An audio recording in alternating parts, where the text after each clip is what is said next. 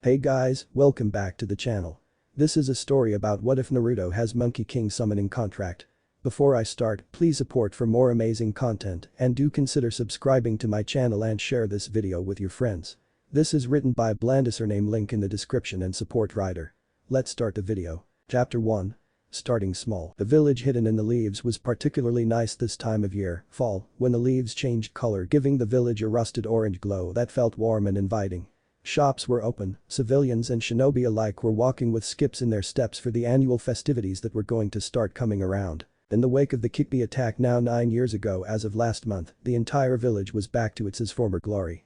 In some cases even better, as those with a budget actually improved their estates during the rebuild. Things were looking up, mourning periods had passed, and people have started to move on from the tragedy on to better horizons. The village hidden in the leaves was now rightful to call itself the strongest of the great 5 villages. And with a will of fire, everyone did their part to help their fellow countrymen and help those in need. That was, when that boy wasn't around. Most shinobi felt bad, the boy understanding that it was a cry for attention. He was quite loud and always hoping to gain any sort of acknowledgement, no matter the form, be it acceptance or ridicule for one of his pranks. But others would only give him the cold shoulder and glares that would silence him when he was on the receiving end of them. The young boy grew up without many who would acknowledge him for who he was, rather than for the burden he carried. One of the few in particular was the Sandaime Hokage, Hiruzen Sarutobi. The man that, in the wake of Minato Namikaze's death, was forced to retake the position of Hokage as no suitable replacements were willing to take the position. Hiruzen Sarutobi was one of the few first-generation shinobi still alive, others being his teammates and former rival Danzo Shimura, the Sandaime Tsuchikage and Hanzo of the Salamanders. They were the last few who were born before the village system was formed and the first to actually become shinobi through the system rather than through their respective clans. Hiruzen Sarutobi was hailed by his father, Sasuke Sarutobi, as the greatest prodigy to ever come out of the clan.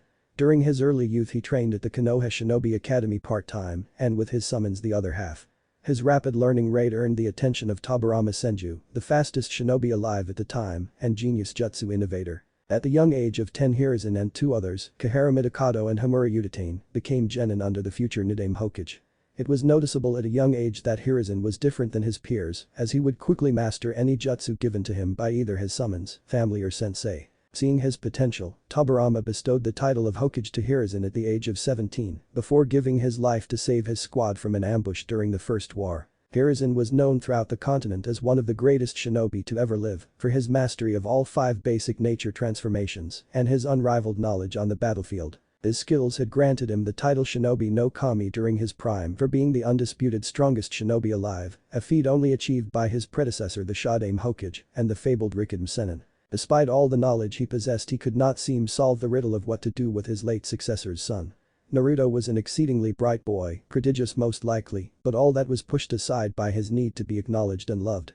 Hiruzen knew that nobody else besides himself was going to do anything about the child's future, but he just couldn't figure out just what to do. Maybe the boy needed an outlet. From the few examination at the academy the boy bothered to show up for, he scored near outright perfect scores. His taijutsu left much to be desired as he was sloppy and unrefined, but as those who were unfortunate enough to be paired up against the boy during training spars knew that it was good enough to leave them sore for days. From what the Sandaime could guess, Naruto lacked any sort of challenge in the academy, and without any reason to keep him there and nobody to scold him and force him to go, he would rather skip out and do well whatever it is he did in his free time. The Sandaime was better of being ignorant of that, as it would ruin the surprise of the boy's upcoming pranks that were quite entertaining to the elderly Hokage. Perhaps it was time that Naruto be given a challenge, something to strive for, something to give him a purpose.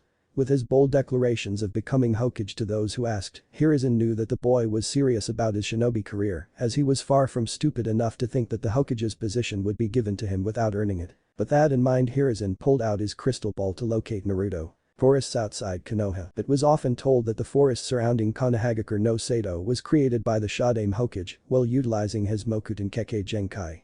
The large trees were several meters in circumference and were filled with an abundance of chakra that gave them the abilities to grow to full size at accelerated rates. Naruto Uzumaki knew the history of the area he was in, but disregarded it as unnecessary knowledge used to inflate the already impressive history of the village. The young boy was on his way to his favorite spot in the world, a clearing just outside of the village that was secluded enough that it was unknown to most, as Naruto has never once been found there while hiding after one of his pranks. The area had a large lagoon that was surrounded by rocks and a clearing with enough space to be called a training ground, which it was by Naruto. This was known to the blonde as Uzumaki Training Ground of Solitude. It was the only place that he could blow off steam by training without being disturbed or kicked out by a Junin and his genin for using a shinobi training ground without permission. While the tranquility of the secluded training ground was nice, it was being disturbed by the aggravated curses of the only human inhabitant as he furiously chased around a small monkey who had stolen his favorite pair of goggles while he was napping. "Get back here," shouted Naruto as he tossed a pebble at the elusive ape who was happily dodging all of the projectiles while taunting its adversary. Getting an idea, Naruto turned away from the monkey and started walking back toward the clearing, fully intent on giving up the chase. The small monkey was thrown off by the sudden change and slowly walked towards the blonde. Seeing that his plan worked, Naruto spun around and pounced on the monkey, grabbing his goggles and blowing a childish raspberry at the monkey for his victory. Happy now that his precious goggles were back on his forehead, Naruto took off his sandals and set his feet into the cool waters of the lagoon. The goggles were one of the gifts he was given by his Jai-chan, making them one of his most precious items. Naruto brushed off his blue shorts with a twitching eyebrow and sent a glare to the monkey, who was surprisingly sitting next to him with its feet in the water like he was, for causing him to get dirty. His white shirt could more accurately be labeled as brown with all the dirt that accumulated in his chase. The Uzumaki was quite upset with the latest turn of events. His birthday was a few weeks ago, and like always the only people who bothered saying anything was Sandame Jiji and his favorite ramen stand owners. He was given his goggles by the old man and a coupon for a free meal at Ichiraku Ramen by the Ichiraku family, which was safely secured at his apartment for a rainy day. "I must commend you on your victory, Naruto-kun." Naruto shot from his sitting position and whirled around to see the amused face of the Sandame. "Jiji. Don't do that," shouted Naruto with a slight blush on his cheeks for letting out a small eep when he jumped. "Wait. How did you find me? I didn't think anyone knew about this place." The Sandame chuckled at the boy. Hiruzen had been coming to this very place ever since he was a boy with his team for training. The lagoon was where he was taught Suiton manipulation by the greatest water user in history. But his young charge was right to assume he was the only one to know of the place, as it had been only known to his team as their private training ground. "No, my boy, I am one of the few that do. As a gen in my team used this place to train long ago," responded Hiruzen as he pulled out his pipe. Naruto's eyebrows shot to his hairline after hearing that. He didn't know that his training ground of solitude was actually that Sandame's training ground of cooperation. He'll think more on that later. Instead, Naruto sent a glare towards the monkey who was surprisingly quiet during the conversation so far. "Yeah, that one stole my goggles. He was quick but I got him in the end." Naruto puffed out his chest when he finished. It was a hard-fought battle as the monkey was surprisingly agile. The Sandame nodded at that. "Yes, well, he is expected to be quick so that when he grows up he will be a useful summon." Naruto's head shot up and looked at the Hokage with disbelief. "That thing's a summon, he couldn't even kill a squirrel." The monkey took offense to that as it started squawking at the blonde, flinging its arms around to emphasize its point. The Sandame chuckled at the pair. They were both too prideful to back down. "Yes, Naruto-kun, he is in fact a summon." The blonde turned back to the Hokage to listen. "He is one of my monkey summons that inhabit the forest surrounding the village. They serve as a line of defense." Naruto looked back at the monkey, re-evaluating the small ape's worth. "Huh, well that's cool I guess, but what are you doing here?" asked Naruto, still not understanding why the Sandame would want to come all the way out here just to tell him that. "Yes, well, I have come with a proposition for you," started the Sandame and suppressed a chuckle at the undivided attention he was getting from the boy.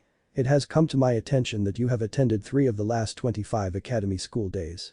I know that you are unmotivated to attend, so I have something to motivate you. If you go to class every day for the next week and ace the exam at the end of it, I will teach you a jutsu, one that I think will benefit you in the long run far more than any other." Naruto deflated a little at hearing he was required to go to class every day. The academy was far too boring for the blonde, as he soaked up knowledge far too quick to stay attentive.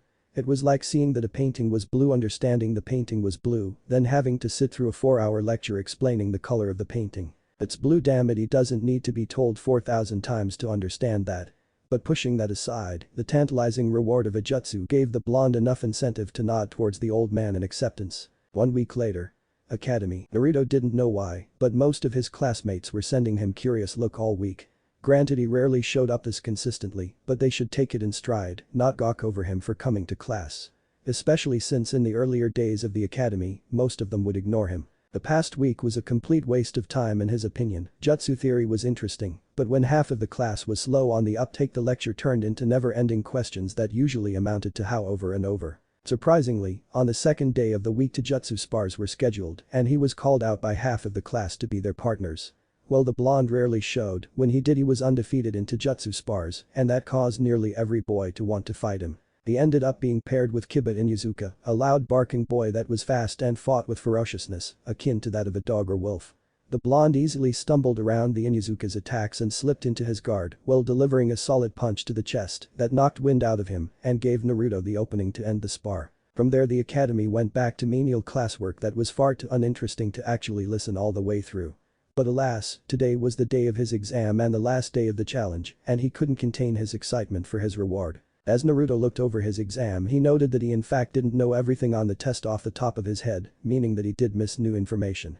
Silently vowing to not miss so much class ever again, Naruto worked through the questions slowly and carefully, deciphering the answers from his accumulated knowledge and problem solving. With his test done, Naruto handed it to his instructor who graded it while Naruto watched. Naruto's instructor was named Iruka Yamino, and he was one of the few who treated Naruto like a normal child.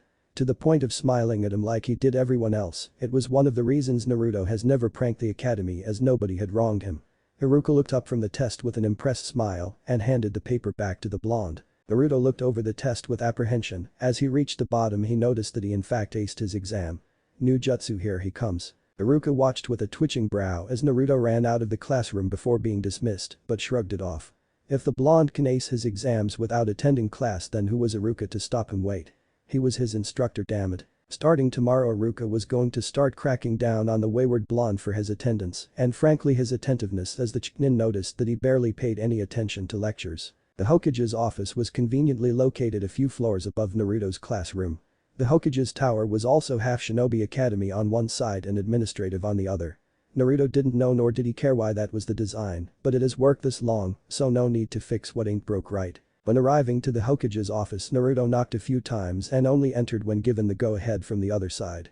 Naruto walked with purpose towards the old man and slapped his graded exam on the old man's desk with a triumphant expression. Sarutobi smirked at the exam, so he was right about Naruto. The boy lacked motivation to attend the academy because he was learning everything too quickly.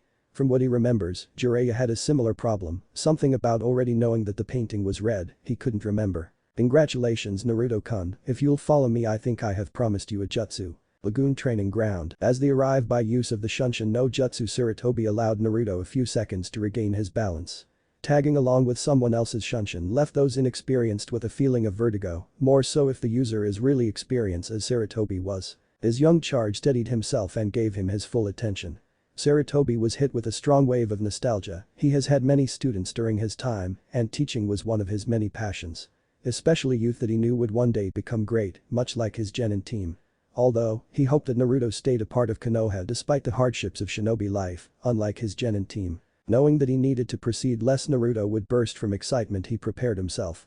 Sarutobi was originally going to teach the blonde a Doton Jutsu and keep giving him jutsu as incentive for going to class, but then he was hit with an idea. The Sarutobi clan produced excellent shinobi, that was undeniable, however he was the only one who utilized the monkey summoning contract. He wanted to pass it to his sons, but his oldest politely refused, while his youngest joined the Shugenin Knishi to get away from him. Needless to say, until Konohamaru gained sufficient chakra levels, the summoning contract was only going to be held by him. This idea was given to Sarutobi after Naruto's little display with one of the infant monkeys last week. Despite not being a part of the clan, Naruto got on quite well with it. But it wasn't his approval that Naruto needed, it was his combat partner's, who was known as the Great Monkey King Enma. Observe. Instructed Sarutobi before biting his thumb and running through hand seals to preform the Kuchiyas no Jutsu. A Kenjutsu formula appeared on the ground and a plume of smoke erupted from the affected spot. When the smoke cleared, a large, easily 6-foot-tall monkey appeared. He wore a black suit with mesh armor underneath, over which he wore a yellow tiger-striped sleeveless kimono. He had a Konoha forehead protector that held back his long unkempt white hair. Naruto was caught off guard by the monkey's expression, as it seemed as though he was furious, but on closer inspection, Naruto chalked it up to intense focus and a penetrating eyes that could unnerve anyone. I didn't think that you have fallen so far as to need me to fight a child, Hiruzen. Grunted Enma, who got a light chuckle out of Naruto's terrified expression. No, I had something even more ridiculous to offer. Enma's attention was brought back to Hiruzen from the blonde boy, and the latter let out a relieved sigh. I want Naruto-kun here to sign the contract. Enma noted that the blonde was just as surprised as he was based on his jaw that had hit the ground, much to the older party's amusement. The Monkey King was surprised by his partner and his clan's only current summoner to offer a non-Sarutobi. The contract was highly irregular and never been done before. Well, that could be chalked up to the fact that before Hiruzen was a summoner, the Warring States period was still happening, and clans didn't share anything back then other than the sharp end of a kunai. Enma surprised himself when he realized that he was considering it. It would certainly be good for the clan to have the opportunity to see actual combat for a change. The boy would need to be tested before he allowed him the contract though. The Monkey King stopped his inner debate and turned back to Hiruzen. I will test him, you can leave if you want, I'm sure you have work to do. Hiruzen was grateful that Enma remembered and bid Naruto a nod. Good luck, Naruto-kun. When they were alone, Naruto hesitantly turned to the enormous talking monkey. Hello Enma-san, my name is. Before he could finish, Naruto was punched clear across the clearing by the Monkey King. No talking. I will learn your name should you pass the test. Shouted Enma. Meanwhile, Naruto was trying to remember why he wanted to be a shinobi in the first place after such a jarring punch. You must impress me without dying. Naruto shot up at that. He had no intention of dying to some overgrown monkey on a Tuesday. He wasn't given more than a second before the Monkey King shot towards him with speeds that Naruto could only just keep up with. Naruto rolled out of the way of the monkey's stomp and went to tackle his opponent the ground. The blonde was swatted away like a fly and sent tumbling for a few seconds before he regained his footing and took his stance, which consisted of a sloppy boxer stance with both hands held up to keep his head protected. Enma was unimpressed with the boy's offense and defense. He may be a little hard on the boy as he's young and lacking any sort of clan training like Hiruzen. But he did possess above average reflexes, fast enough to avoid his stomp. Time to test his endurance. Enma shot towards Naruto with Chunin speeds to be just fast enough for Naruto to follow, but not to change the pace of the fight. Enma started off with a hammer strike that was predictably avoided by the blonde before the Monkey King's leg shot out, hitting Naruto in the stomach, causing him to double over. Naruto pushed the pain away and jumped away from Enma. When he saw that the Monkey King was about to charge, Naruto ran away towards the trees. Momentarily thrown off by the strange tactic, Enma slowly went to follow. Naruto dived into a bush and concealed his presence as best as he could. There is no possible way that I can match that thing. Every hit feels like my bones are going to snap. If I'm going to impress this guy, then I need to do it like a ninja. Meaning that he would need to strike at the least expected time and place. Naruto could hear the heavy footsteps of his adversary drawing near him. Naruto slowly and steadily reached into his thigh holster for a kunai. No way in hell was he going to be able to contend with the monkey's strength. But skin was skin, and a kunai can cut skin quite easily. Enma discreetly glanced around the forests, making it a point to avoid the bush where Naruto was hiding. It was a smart tactic. If you couldn't overpower your opponent, then outsmart them. But the young boy wasn't experienced enough or smart enough to get one over on the Monkey King just yet. He was pleased that the blonde had a brain under that thick skull of his big enough to realize that he couldn't win in flat-out combat. Now he just needed to see how well he did from the shadows. Here we go. Naruto waited until Enma was fully faced away from him before firing out of the bushes like a cannonball towards the Monkey King. The very second that Naruto shot from the bushes, Enma whirled around and caught the boy mid-air with one hand and the other, stopping the kunai from slicing his throat. Very good. No wasted movement, right for the kill. You've the makings of a fine shinobi. Praised Enma as warmly as he could. Naruto would have been pleased, but he was still in a chokehold, and Enma's face never changed from his extremely intense gaze that was extremely unnerving to see as he was being praised. The Monkey King let go of Naruto's throat, dropping him to the ground and let him regain his breath. He was impressed with the blonde. He was an uncut gem for sure, as Enma could see the immeasurable potential lying within him, and all that was needed was a guiding hand and careful instruction. It was time, Enma supposed, that the monkeys of Mount Ikijidai have a new summoner. Naruto pulled himself to his feet with nothing less than sheer willpower. That spar, if it could be even called that, took every ounce of energy he had, and right now he wanted food and a nice nap.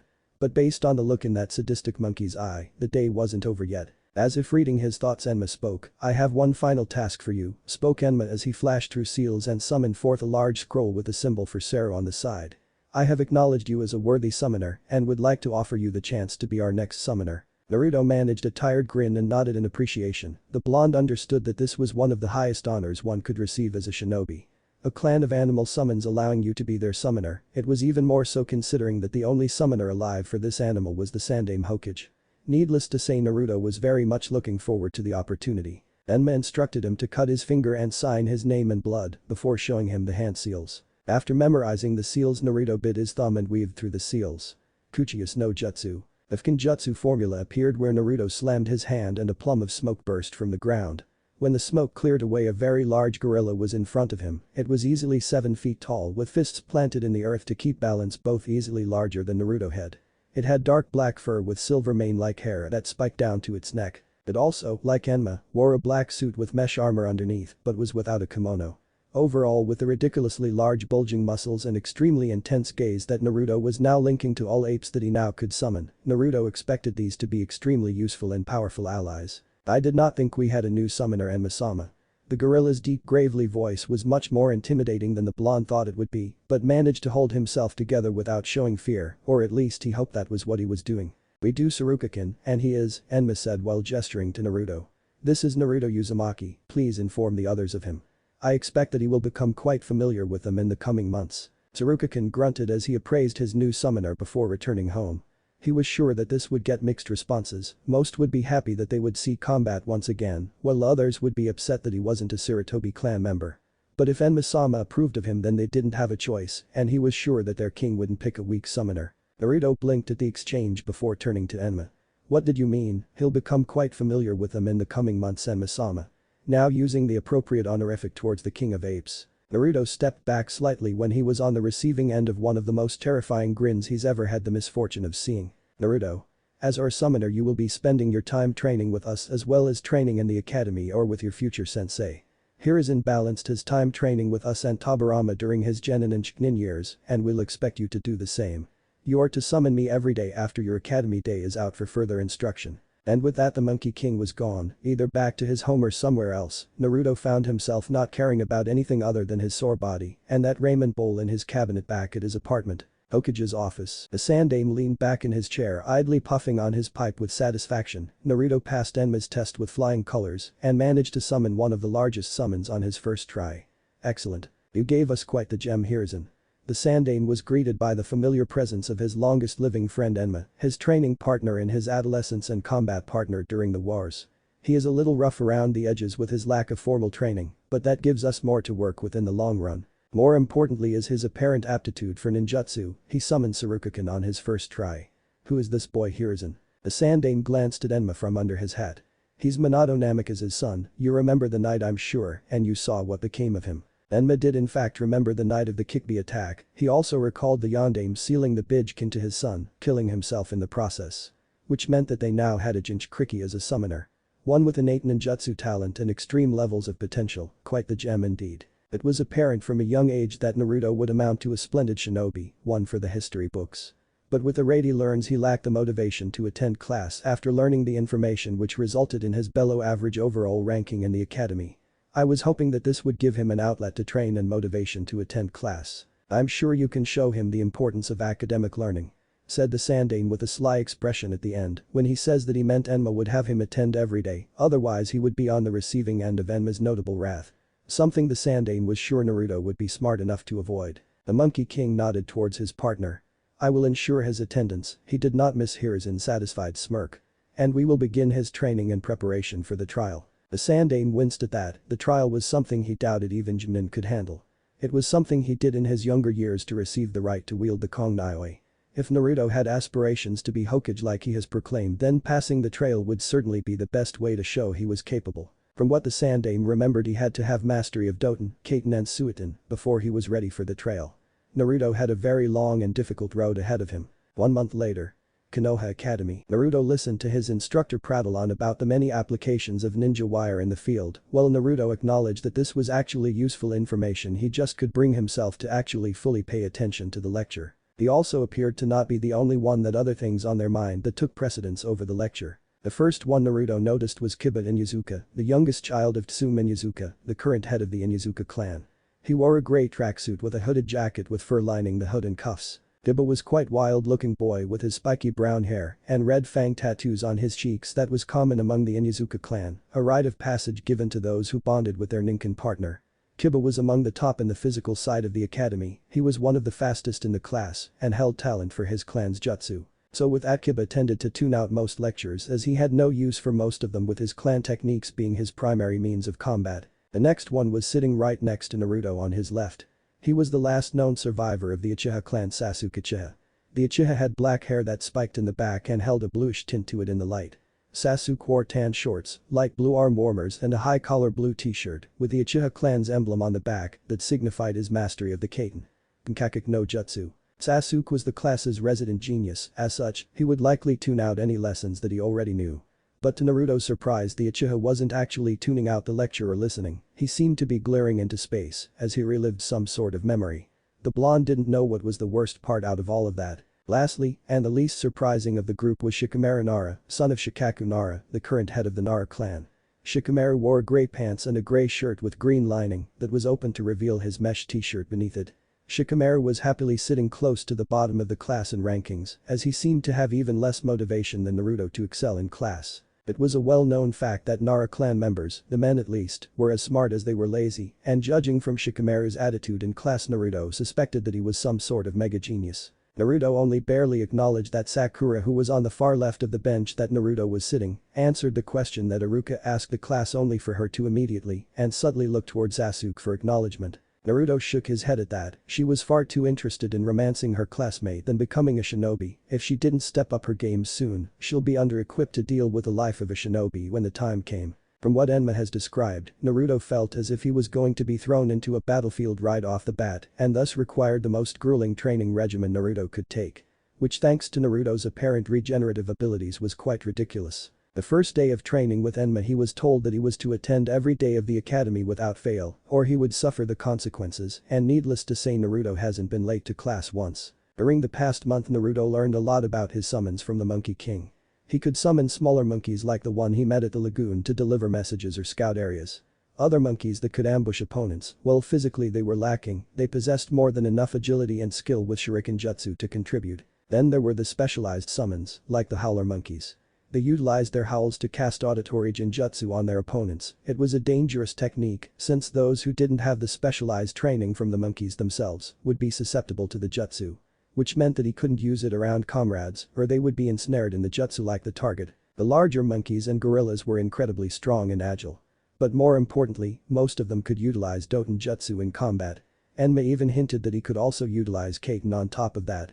Naruto was told that every summon clan had specializations, Toad with Suiton and Senjutsu and the snakes with poisons and Senjutsu. So it would seem that the monkeys specialized in Doton and Taijutsu, extremely powerful despite their lacking size compared to other summons. Every day Naruto was given training from Enma, or on some occasions Sarukakin and Taijutsu.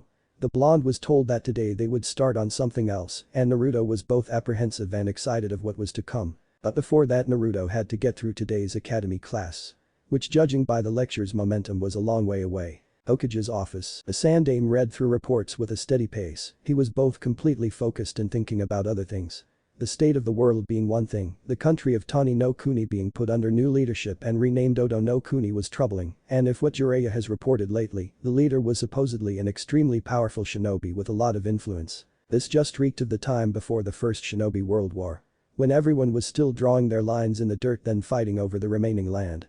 Then there was the straining relations with Kumo after the Hyuga fiasco 5 years ago. They would be more than happy to sink their teeth into one of the many Kekkei Genkai that Konoha protected. Luckily, Konoha and Suna still held friendly relations since their treaty at the end of the Third Shinobi World War. Despite the Kazukige's militaristic outlook, he was still quite agreeable when it came to their trade. Unfortunately, the remaining Great Five villages were either locked in a civil war that didn't look to be ending anytime soon, or was Iwa. And Iwa shinobi was more likely to set themselves on fire than to become allied to Konoha. With all this in mind, the Sandaime knew that only one possible outcome was inevitable. War. It was the fate of the Shinobi War and the cycle of hatred that has consumed it. Every generation fated to live through war at one point or another, and it seemed that this generation might see it sooner than expected. While in the wake of the Kikbi attack, Konoha lost a significant number of shinobi, but they still held a respectable 12,000 shinobi. Other villages held far more as they refused to go into disarmament and rather further expanded their forces in secret, but nothing was secret to Jiraiya's spy network. While Konoha had the smallest overall military, they held more quality shinobi that were enough to intimidate other villages from invading. The state of the world only further cemented Hirizen's belief that giving Naruto the monkey summoning contract was right. Naruto now had the opportunity of training with extremely powerful summons that helped turn Hiruzen into what he was today, instead of become some troublemaker that is only looked at as a prankster rather than a future shinobi. The Sandaime was brought from his thoughts by the sound of a cane hitting the ground every other second, meaning that Danzo has decided to grace Hiruzen with his presence. The door to his office opened and in walked the village's warhawk. He was as extreme as he was loyal to the village. Which meant that Hiruzen knew that in the underbelly of the village where the roots of the tree lay held darkness that should never be given the light of day. As was their agreement all those years ago. Danzo was an elderly-looking man whose head was wrapped in bandages that covered his right eye and further pushed up his thin black spiky hair. He wore a white shirt with a black robe that covered his right arm and went down to his feet. While Danzo gave off the appearance of a frail old man, he was far from it. He was one of the few first-generation shinobi still alive. He was the self-proclaimed rival to Hiruzen Sarutobi for most of his life, for jealously of the Sarutobi's prodigious talent. "You've been quite busy, Hiruzen. I have heard that you gave Uzumaki your summoning contract." It was an interesting turn of events from his former rival, who in Danzo's opinion, has become far too stagnant as of late and was unfit to be Hokage. But he was unable to garner support to take over. Hiruzen let out a long sigh that was further supplemented by the smoke from his pipe. It was time he started taking his training seriously. Danzo didn't need to voice his opinion for Hiruzen to know he agreed with him. The Uzumaki was a pathetic excuse for a shinobi, from what his subordinates told him, skipping out on the academy out of boredom, rather wanting to be the prankster king of the village. While even Danzo would acknowledge Naruto's potential, it was completely wasted by not being given training at a young age. He could have already started utilizing the Kiki's chakra if Danzo had a hand in his training, but Hiruzen was far too soft when it came to the boy. "I have come for budget approval. Should Uzumaki require more specialized training, I would be happy to oblige." Danzo handed his Hokage the report, to which the Sandaime immediately approved of and gave back to the Warhawk. "I'll keep that in mind. Not on your life." Very well, with that Danzo left the office to return to do whatever it was he did nowadays. Most likely overthrowing small governments because he felt they would be threats in 1 to 2 centuries. Standard Danzo stuff. Lagoon training ground. Naruto launched himself towards the nearest tree. Using his dexterity, Naruto grabbed a branch and flipped himself on top of it. From his elevated position, Naruto could see his opponent barreling through the forest towards him with the same extremely fierce look that he had ever since Naruto had met him. Enma jumped through the air towards the blonde, who waited till the last possible second before dropping towards the forest floor, while subtly leaving 3 explosive notes on the underside of the branch. The Monkey King only barely smelled the burning paper in time to jump away from the tree, whose bark exploded in a fiery storm of wooden shrapnel. The concussive force of the 3 explosive notes pushed Enma off balance long enough for Naruto to land a double heel kick on the Monkey King's head. Despite the power behind the kick, Naruto realized that Enma barely reacted to the strike and retaliated immediately. "You little bastard," roared Enma as he grabbed the blonde's legs and spun him around before tossing him back into the clearing and into the lagoon. Enma walked back into the clearing casually as to give time for his newest summoner to pull himself from the water. They had made progress during the month. Naruto picked up the basics to the Onettikan remarkable fast and was now utilizing Taijutsu that didn't look completely sloppy. Enma will acknowledge that Naruto was skilled enough to fight effectively without a formal style before, however. Now it was time for Naruto to learn the next step of his training, Doton. Enma called Naruto over to him. "Now today we will start with a new jutsu. With it you can learn numerous branching and derived jutsu with minimal effort, should you master it." Enma weaved through 3 hand seals before exhaling a steady stream of mud that flew through the air at unbelievable speeds. Once the stream of mud hit the targeted tree, a loud crack reverberated through the clearing, signifying the amount of concussive force the jutsu inflicted. When the mud fell from the tree, a large piece of the trunk was missing and cracks were formed around the affected area. Seeing his charge's impressed look, Enma explained. "That was Doton. Doro Dangan no Jutsu. It is highly adaptable and can be used as a stream of highly compacted mud, or a stream of mud that covers the opponent that can be hardened at will. Although for the latter mastery of the jutsu is required." But that Naruto started on the jutsu, easily getting the mud to form, but as noted by Enma early on, it was apparent that Doton was not his affinity and Naruto would have to work extra hard to master the jutsu. But being the slave driver and perfectionist he was, Enma expected Naruto to master the jutsu today. After all, it was only a C-rank jutsu. If it takes him too long on this, what happens when they get to the complex ones down the road? It took far less time than Enma expected for Naruto to preform the jutsu to his liking, only 3 hours. Naruto managed to compact his mud to the point that it was nearing rock density, which meant that Naruto was already modifying the jutsu to his liking. Naruto took in a deep breath and held the tiger seal to mold his chakra. Doton. Doro Dangan no Jutsu. Naruto exhaled his chakra that took the form of a stream of highly compacted mud that sped towards his targeted tree, which, like Enma before, resulted in a loud crack that echoed through the forest. When the mud was falling away, the tree started to buckle and break in half, falling into the forest. While Naruto was proud of his work, he was far too tired to celebrate.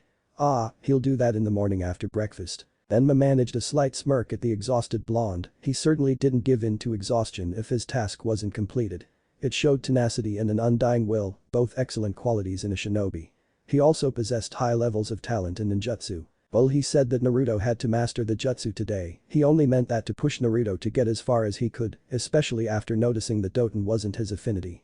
But Naruto managed to shatter his expectations and complete the jutsu in just under 4 hours with no prior training. What a monster he would become. It was almost terrifying to think of, but Enma found himself more excited than scared. The Monkey King hoisted the passed-out blonde over his shoulder to take him back in his apartment. He'll leave a note for Naruto to tell him that he had tomorrow off from training, he certainly earned it. Later that night. Hokage's state. Hiruzen relaxed in his study contemplating everything that has happened in the last month. After summoning Enma for the first time in a good 8 years, he was on the receiving end of a tongue lashing from his longtime partner for his stagnation. So in result, every Tuesday and Thursday he and Enma would train from 5 am to 9 am before the Sandaime was required to arrive at the Hokage's office for work. His withering blade that appeared to be at an all-time low was now being restored and sharpened back to a respectable level. While his reserves were no longer the earth-shaking immense levels of his youth, he still commanded a large and powerful reserve of chakra that he could use to unrivaled levels of efficiency. Oh, how foolish he had been to let himself fall so far, he was just now approaching a level that was befitting a cage. Prior to this month he doubted that he could fight his students without Enma, but given his training and maybe a few more weeks, he was sure that he could win again yet again. During those training sessions Enma would update him on Naruto's training, much to Hiruzen's pleasure. Naruto seemed to be taking to the training at incredible levels. It spoke of his prodigious talent that he could master such jutsu in record speeds. Perhaps Naruto will rise to the occasion and not just become great, but close the gap and become a legend. Chapter 2. Examinations. The village hidden in the leaves was hailed as the strongest ninja village in the world. 3 shinobi wars and they have come out on top, or at least the better of the other participants.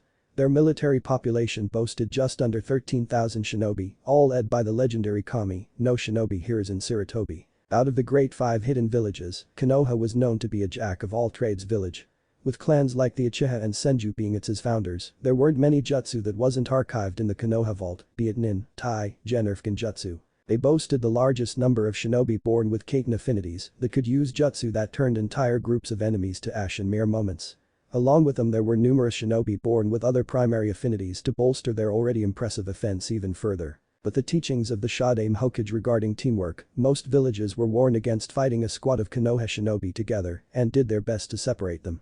Teams such as the infamous Anin and Ino Shikacho only further cemented this belief. But those factors in place, Konoha's Shinobi Academy didn't focus as heavily on any specific branches of shinobi combat other than the basics to lay the foundation that the Jinin senseis would build upon. It was a much different take than any of the other great villages, as Kumo was rumored to start Raiten training in their academy, and their tests and examinations were far more practical and standardized to produce many effective shinobi every year. The differences were clear as Konoha may have less overall shinobi, but they possessed quality over quantity, and the past wars have surely explained which was better.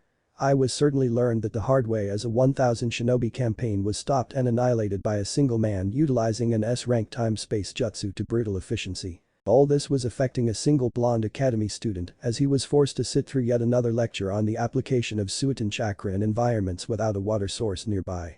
Something that Naruto was familiar with as he understood the first time he heard this lecture, last week.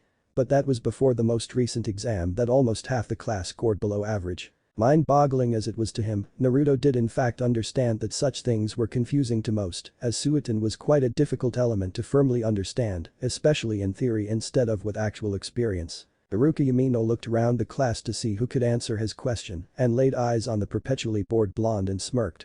Uzumaki. What is the most detrimental effect dry environments have on Suiton users? Naruto closed his eyes and sat straight up to answer. There are a few, started the blonde with a lazy drawl. Mostly though would be the extra chakra required to produce large amounts of water from inside the body. Which, with prolonged use of this method dehydrates the user. Something like that I guess. Ichnin let out a sigh of dismay, while the blonde answered correctly. His enthusiasm left much to be desired. But it was to be expected, Naruto was going to be one of the top graduates next week, he would have been one of the bottom students if his attendance didn't fix 2 years ago. He wasn't sure what changed in the blonde, but since that day he hasn't missed a single class, unless the Hokage himself excused the blonde. Well, that in itself was strange. Iruka didn't think on it too much, since he had far too many students to worry about, rather than one that was a little odd. Very good, praised Iruka, ignoring some of the other students' groans. It's to be expected after all. Kiba. Stop falling asleep and pay attention, you might have passed if you did last time. Kiba jolted up and glared at his laughing classmates. Muttering about unnecessary tests while his faithful companion Akamaru yipped in agreement. Naruto shook his head at the everyday occurrence and went back to his thoughts. The past 2 years under Enma and the rest of his summon's tutelage made Naruto several times stronger than before his training began. He has gotten extremely proficient in his taijutsu stances. While he was strong for his age, he would need to use weapons such as kunai against larger fully grown opponents. With his training he was undefeated by everyone save for Sasuke Uchiha in taijutsu. Naruto acknowledged the last loyal Uchiha's skill in hand-to-hand combat as the best in class. Naruto was faster, but without the use of weapons or jutsu, which were prohibited in spars, Naruto couldn't do anything about the reactive and redirecting taijutsu art that the Uchiha clan were masters of. Naruto was sure that in an all-out spar the result would be quite different, as Naruto has come far in ninjutsu. Enma expressed extreme surprise at Naruto's progression in Doton. While it wasn't the blonde's affinity, Naruto was able to use jutsu to brutal efficiency. Then there were the times that the Sandaime would give him personal sessions. They discovered that Naruto was in fact a Futon primary and was receiving nature transformation exercises for the element that were progressing quite quickly in Naruto's opinion. Though during training the Sandaime was quite fond of teasing Naruto about his progress compared to himself. "Oh, impressive. Though I had already mastered fire and earth at your age and was a Jonin. Don't be hard on yourself, Naruto. Not everyone is cut out for ninjutsu. I'm sure the administrative division could use a delivery boy." That was what he had to listen to as he and several Kage Bunshin were furiously trying to cut leaves with wind nature chakra. Bastard of an old man was getting far too much amusement out of making fun of him. Especially after a spar with a blonde who has yet to land a single hit on the elderly Hokage. Naruto was glad that the graduation exam was next week because if he had to sit through mind-numbingly boring lectures, then be trained into the ground every day, he was going to start a revolution. He doubted anyone would side with him, but an army of clones causing chaos would throw any village into insanity. The bell to the academy rang, signifying the end of the school day, and Naruto walked to his training ground on autopilot. He was sure that he was in a literal rut from doing the same thing every day. Later that day. Lagoon Training Ground. Each of the 5 basic nature transformation had their own strengths and weaknesses. Naruto was currently feeling some of the drawbacks of Futon. It was a highly offensive element capable of slicing, shredding, pushing or crushing with pressure. While those were the strengths, the drawbacks were that it had very little to offer in defense. It was hard to control and drain chakra more than any other element. Though the latter wasn't much of a problem for Naruto as his reserves were massive. The volatile nature of wind was causing Naruto to strain his chakra coils for practicing jutsu without both Futon exercises completed. Enma wasn't present in Naruto's training today after Naruto mastered his taijutsu and was deemed proficient enough in Doton. The Monkey King no longer required him to attend daily sessions, only 2 per week. The Sandaime Hokage was a master of all 5 basic nature transformations. He was taught by the legendary Shadaime and Nidaime Hokages. He was capable of bending and molding chakra into lighting, then stop halfway through and send out a wide stream of fire before expelling the lightning, all the while saturating his body and muscles with chakra. That was the unrivaled mastery of shape manipulation and chakra control the legendary shinobi no Kami possessed. This was the mountain that Naruto needed to climb, the shadow he needed to leave. Naruto's life goal evolved ever since his first training session with the Sandaime. It was no longer about just becoming Hokage, no, he was going to become stronger than Hiruzen Sarutobi. He was going to take his title, and the world will know his name as the de facto strongest shinobi of his time. But for now he needed to master his newest jutsu, Futon. Kazebukufu. This jutsu was a compacted ball of wind easily the size of a grown man that stuck with enough force that it destroyed tree trunks and shredded whatever was near. Wind lived up to its name of being the most offensive element, as this was a relatively weak jutsu compared to some that he has seen the Sandaime utilize. Thinking about his self-proclaimed rival, Naruto gained the energy needed to try his jutsu once more. The wind element was unusual in that it required less hand signs than the other elements, but more chakra to generate. Naruto weaved 2 hand seals and felt his lungs saturate with chakra and exhaled a dense bowl of chakra. The jutsu distorted the air around it, a shrieking gale sounded in the area, and the targeted tree was struck by the jutsu and held firm for less than half a second before the area it directly hit disintegrated and large chunks of wood flew through the area, stabbing into the ground. Naruto fell onto his back gasping for air. Futon that originated from internal and source left the user without oxygen in their lungs. Yet another drawback for the unrivaled offense, but Naruto noted that his jutsu was successful. Much to his pleasure. This jutsu was similar to the first Doton jutsu he learned. With mastery of this he could learn many branching and derived jutsu. Naruto noticed a theme with the techniques that he received from his summons and Jai-chan, perhaps to help him master the respective elements. Naruto was highly proficient in, if not a master of, basic Doton manipulation. He wasn't capable of hardening the earth to obsidian level densities like he's heard some Iwajimnin could, but realistically Naruto could learn most Doton jutsu without much effort at this point. The Doton Dorodangan no Jutsu was without a doubt the best jutsu to start with, as it taught him how to manipulate mud and harden his jutsu after casting them. After mastering it, Naruto made some modifications and created a few new jutsu of his own during training. From what he already knows about his wind technique, his mastery of it was only at a basic level. A master could fire multiple blasts in rapid succession and even easily shatter stone. He was a ways off, but nothing a little hard work, a touch of talent and a few dozen clones couldn't accomplish in a few days. Well, he was done for the day, time for him to enjoy a nice cold shower. It was far too hot this time of year for a warm one. Hai no Kuni indeed. Graduation day. Konoha Academy. The Konoha graduation exam was quite long and tedious, a written exam that covered their entire time in the academy, a physical test against a Chunin instructor, and an ninjutsu examination requiring use of one of the basic 3 jutsu that was randomly assigned. Naruto, as expected, passed the written exam and Kami willing it was to be the last one he ever had to take. Now he was waiting in line for either instructor to call his name for the spar, since it was a final exam the students were allowed to use any skills in their arsenal to pass. Much to Naruto's excitement, not only for a chance to go all out, but to see some of the clan heir's skills in action. Like Shikamaru's who was fighting with his instructor. The Nara clan were inhabitants of Hai no Kuni for generations. The shadow jutsu they were known for were originally created as a way for them to capture deer to harvest their antlers for medicinal uses. When the Warring States era began they started to implement this jutsu for offensive purposes to capture their targets. Mixed with their seemingly genetic high intelligence ratios, the Nara clan has used simple binding techniques to brutal efficiency, as they were able to keep foes such as the Inyazuka clan immobilized during the Warring States era without trouble. It was kept secret by the Nara clan for generations, but as it was just yin release manipulation, it has been copied by several Uchiha over the years, and the Sandaime Hokage has even shown mastery of the shadow techniques during the First and Second Shinobi Wars. Currently, Shikamaru Nara was facing off against Mizuki, the assistant instructor who decided to help Iruka during the final examinations this year. Mizuki was quite tall with white hair that fell down to neck length. He wore the standard blue shinobi attire and green Konoha Chunin flak jacket. He was apparently quite skilled as a shinobi. Naruto heard him talking to Iruka arrogantly about being selected to be promoted to Chunin, and all that was left was for the Sandaime's approval. Which meant that his skills were a cut above Chunin, making him a seriously difficult opponent for the final exam. Shikamaru lazily observed his opponent with a scowl. He was clearly outclassed. If he could find a way to corner Mizuki then he knew that he would win. Mizuki grew tired of the inaction and shot forward at Chunin speeds. With the sloth of a shinobi Shikamaru was surprising that he mustered up the speed to avoid the textbook punch and jump away from the leg sweep. Shikamaru pulled out set of 4 kunai and put 2 in each hand. The instructor regarded the weapons with narrowed eyes, trying to decipher the Nara's plan.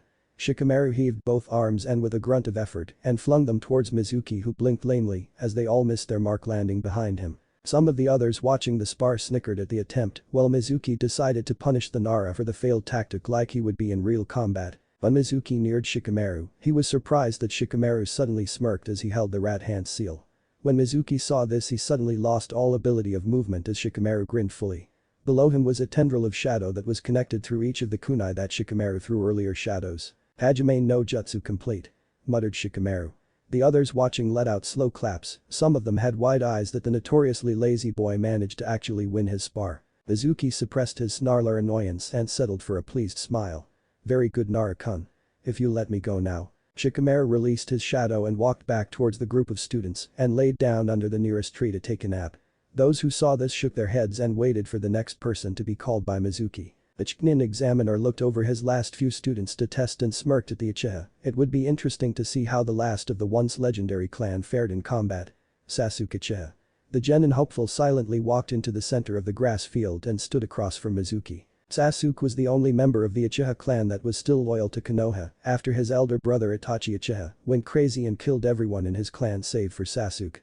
Itachi left him with the challenge of attaining power, then to come before him to see who was the strongest Uchiha. The last of the once legendary and founding clan of Konoha stood in his family's interceptor fist, with pure focus on his face, as he waited for Mizuki to come to him. The girls that were watching let out dreamy sighs at the subject of their affections acting so cool. Realizing that Sasuke would patiently stand there for as long as necessary, Mizuki decided to start the match by throwing 2 practice shuriken toward the Uchiha before rushing in at standard Chunin speeds. Sasuke with impressive speeds himself reached into his thigh holster and pulled out a kunai. With skills practiced over countless hours Sasuke threw his kunai towards the shuriken. The flying knife hit the metal stars at just the right angle to send them flying towards Mizuki, whose eyes widened and he stopped his advance. Sasuke seeing the opening shot forward with speed that was unmatched by everyone in the class save for Naruto. Mizuki noticed Sasuke coming without any trouble, but with the speed and strength he was allowed to use for the examination, he couldn't react in time for an attack, so settled for defense. Sasuke started off with a left hook that was blocked by Mizuki's right forearm. The Uchiha continued by baiting a right uppercut which Mizuki moved to avoid. When Sasuke saw thing, he jumped and spun clockwise with his right leg extended, hitting the Chunin in the head with bone-jarring strength. Mizuki blinked rapidly as he jumped away to gain distance. The Uchiha was unsurprisingly amazing at Taijutsu. He wasn't allowed a second to think as Sasuke was on him as he jumped and spun clockwise yet again, while his body was horizontal, bringing his leg down on the awaiting Chunin's raised arm guard, causing him to grunt at the powerful attack. Sasuke wasn't done as he used Mizuki's arms as a springboard and jumped into the air while weaving through seals ending in the tiger seal. Heian. Nkakuk no Jutsu. Sasuke's chest swelled to unnatural levels before he blew out a strong stream of chakra that ignited in a storm of red flames that formed into a man-sized fireball that soared towards the grounded Mizuki. The heat of the impressive Kaiten Jutsu was felt throughout the clearing by all those testing or watching, none more so than Mizuki, who used a seal-less replacement with one of the many logs in the area. The log that was hit turned to ash before the fireball even completely touched the ground. Once the fireball hit the grass, the ground vibrated from the force and red flames exploded, hot enough to catch some of the trees close enough on fire. Some of the watching Chunin weaved seals and expelled large globs of water that lacked any sort of offensive use but did the job that was intended and put out the fires. Undeterred by his jutsu failing to finish the fight, Sasuke landed in a crouch and took his stance looking over towards his Chunin opponent. Mizuki merely shook his head at the Uchiha's tenacity. "I believe that's enough," said Mizuki with a smile as he looked at the remaining students before he realized that only one was left him. "Uzumaki," shouted Mizuki as he took his stance. Some of the others were thrown off by the change in tone but disregarded it as Mizuki has been quite angry since Choji accidentally punched him in the crotch earlier today during his test. Naruto took one out of Shikamaru's book and dragged his feet into the clearing and took his specialized stance, one that had no special qualities, only both hands raised ready to go. Mizuki mentally snorted at the brat's pathetic technique before starting off towards the blonde at his regulated speeds. He couldn't go harder since he was being watched by several Chunin and the surrounding genin hopefuls. Naruto kept his pose until the last possible second before leaning at a 45-degree angle out of the way of Mizuki's haymaker. Naruto jumped up, his body completely horizontal, spun and kicked his left calf into Mizuki's throat and his right shin on the back of Mizuki's neck. With as much abdominal strength as Naruto could muster, twisted his body and flipped Mizuki until he landed on his stomach. The Chunin grunted in agony at the blonde's attack, his throat hurt and he was sure that he would have had his neck snapped if he didn't saturate his body with chakra as a reflex. Now he was pissed. With a grimace of pain, Mizuki started pulling himself to his feet. Naruto saw this and weaved through hand seals before exhaling a torrent of mud that covered Mizuki. The last Uzumaki moved his hands to the rat seal and hardened the mud into rock, firmly keeping the Chunin trapped. Naruto didn't stop there as he tossed a kunai with an explosive note attached to the back at the rock prison. "Give up or you'll be torn to pieces," ordered Naruto in an uncharacteristically serious voice that caught those who knew Naruto off guard. This wasn't the lazy yet smart blonde that sleepwalked his way through class. This was an extremely dangerous shinobi that took down a Chunin within 17 seconds. Mizuki bit the inside of his cheek to calm himself before smiling at Naruto. "I give Uzumaki, now if you'll please." Naruto grabbed the kunai and placed it back in his holster, then put both hands on the rock surrounding Mizuki before he channeled Doton chakra and caused it to crumple into dust, freeing Mizuki. Mizuki dusted himself off while silently seething. That concludes the combat portion. Please return to class for the ninjutsu portion. The Konoha Academy didn't teach many jutsu to their aspiring shinobi, merely giving them the foundations for their Jumnin senseis to build upon. The 3 basic academy jutsu were created by Tobirama Senju for children to learn as a way for them to get used to manipulating their chakra in certain ways. The Kawarimi no Jutsu was one of the most useful jutsu in existence and gave genin practice in manipulating their chakra for bursts of speed. Since it requires them latch onto a target, it was far safer than the Shunshin no Jutsu. The Bunshin no Jutsu was to get those used to projecting their chakra at distances, incredibly useful, yet the jutsu itself is ineffective outside of the academy as it has no offensive capabilities and isn't even that good of a distraction. Lastly, the Henge no Jutsu was to get children used to manipulating their bodies with chakra to change a certain aspect of themselves, either partially or completely. But these factors, it was not without grounds that the ninjutsu portion of the exam was the most heavily weighed part of the finals. Those who fail this fail overall unless they scored perfectly on each of them. Naruto watched as everyone was called one by one into the next room, with his last name starting with a U. He was going to be near the end. From what he could hear, there hasn't been a single failure yet, surprising but not completely unbelievable, as most of his class were clan shinobi. Naruto felt someone sit next to him and turned to see the face of Sasuke Uchiha, who was giving him a curious look as if trying to figure something out. "Yes," muttered Naruto. Sasuke stared for a moment longer before speaking. "Why do you act as though you don't care about being a ninja, yet possess such developed skills? Were you trying to hide your skill?" Naruto didn't know why he was being interrogated by Sasuke, but answered nonetheless. "I act like this because I'm bored, I have skill because I train every day, and I don't hide my skill, I just never had the chance to use them." Sasuke seemed to accept that as he turned away and sat quietly next to Naruto, while he didn't particularly care for anyone in this class. Sasuke found that Naruto was easy to be around because he didn't constantly try to talk to him. "So do you know any other jutsu?" Or so Sasuke thought, at least it wasn't a stupid question though. "I know one other Kaiten jutsu." Sasuke wasn't exactly happy that was all he had, but he didn't have any way to learn any more jutsu without going to his clan home. A place that Sasuke really didn't want to see again. "What about you?" Naruto wasn't sure what he should tell Sasuke, flat to giving everything away seemed stupid, so he held some back. "I have a few more doten that I made after mastering the jutsu you saw." He'll need Futon to himself for now. "Sasuke Uchiha," called Iruka from the other room. Sasuke gave Naruto a slight nod and got up to take his exam. Naruto was now the only one left in the classroom. Wait, what the hell was he even doing here? Naruto put his hands in a unique seal, and with a pop and a small puff of smoke, an exact copy of Naruto was created. Naruto was about to give his clone orders to stay here before he was hit with a memory. Flashback. "Now I'm giving you this jutsu because you are taking far too much time to do even the simplest of tasks. The Kage Bunshin no Jutsu will help you train," instructed the Sandaime while smoking his pipe. Naruto's eye twitched several times before he was hit with a potent wave of chakra. It saturated the air, causing it to become heavy and bear down on Naruto, almost as if the very will of the universe wanted Naruto to bow to the Sandaime. "I want to make something very clear. If you use this jutsu to skip out on important tasks, I will personally deal out the punishment. Do not abuse the jutsu I give you for menial tasks." Then flashback, but that memory relived Naruto dispelled the clone and waited for his name to be called. It shouldn't take long, as Sasuke shouldn't take more than a few s. Naruto Uzumaki. "Ah, there we go." Naruto stood in front of Iruka and Mizuki, who sat behind a large table with numerous Konoha standard forehead protectors on it.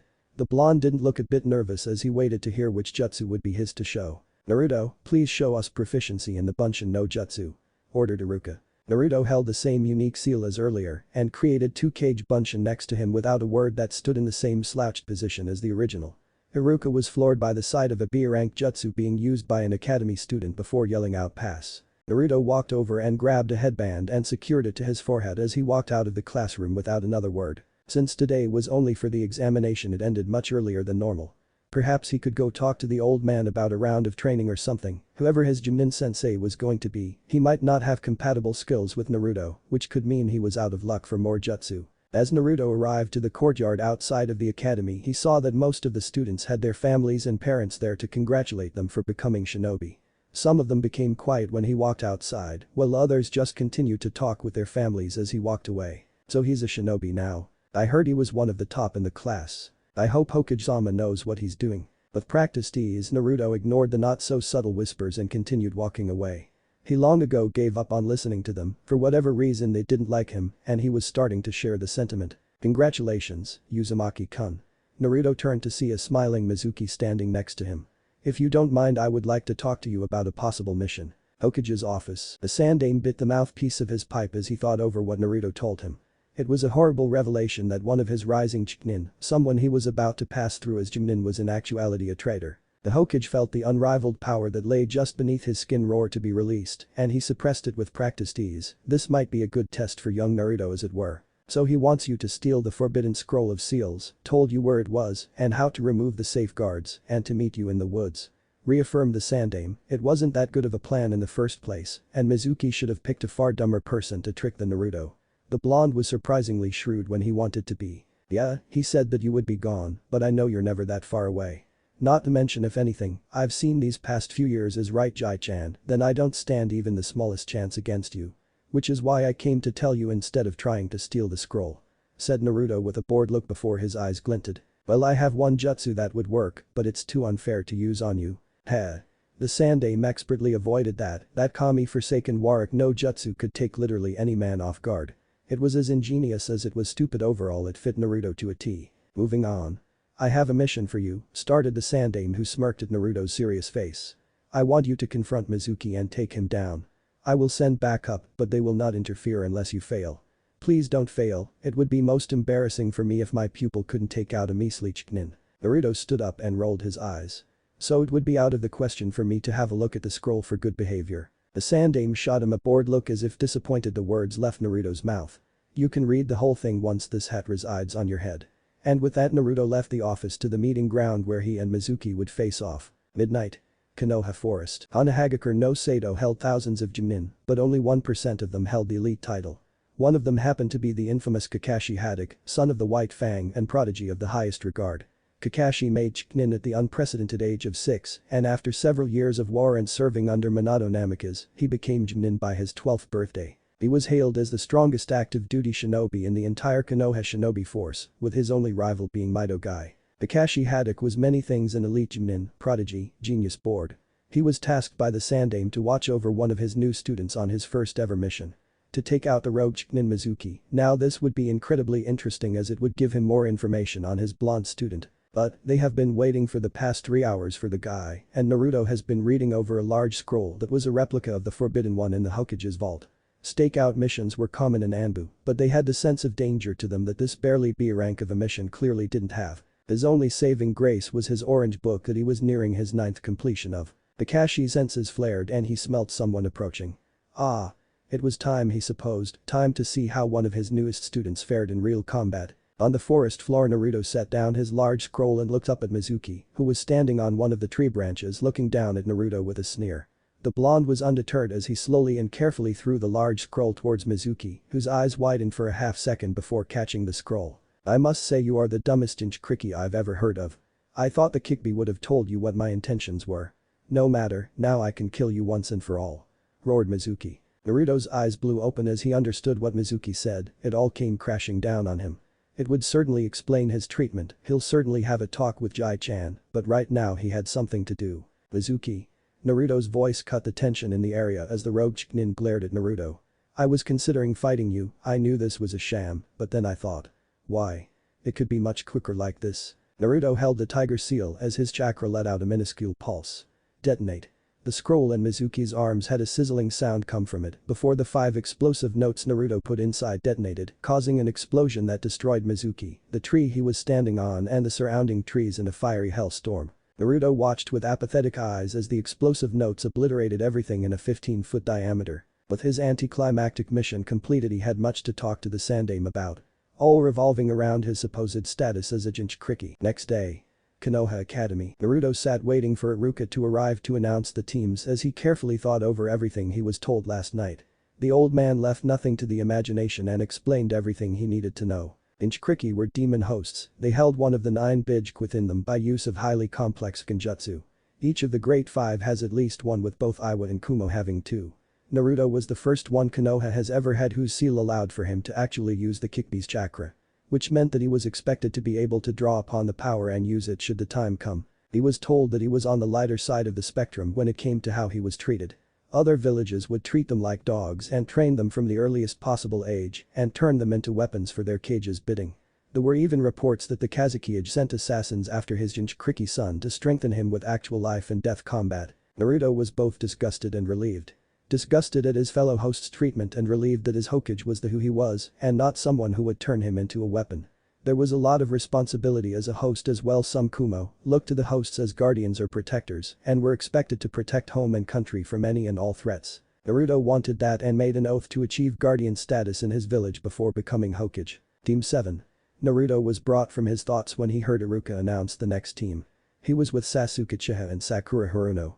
He was pleased that Sasuke was on his team as he was competent and a potentially good sparring partner, but he didn't know that much about Sakura except that she really liked Sasuke. Time passed and a beautiful young woman came for Team 8 and a very large burly man that Naruto recognized as the old man's son came for Team 10. As minutes turned to hours, the 3 members of Team 7 sunk into their seats as their sensei most likely forgot about them. As the 3 of them lost hope that someone was coming, the door slid open to reveal a very tall man with spiky silver hair. He wore the standard Konoha attire with a Konoha standard dark green Chunin flak jacket over it. "Hello. Why don't you all follow me up to the roof?" His lazy voice was in contrast to his right eye that was bent like a smile. Sitting on the rooftop were 3 genin and Kakashi, who was sitting happily while reading his orange book. Kakashi snapped his book closed and gave them all a look. How about we give introductions?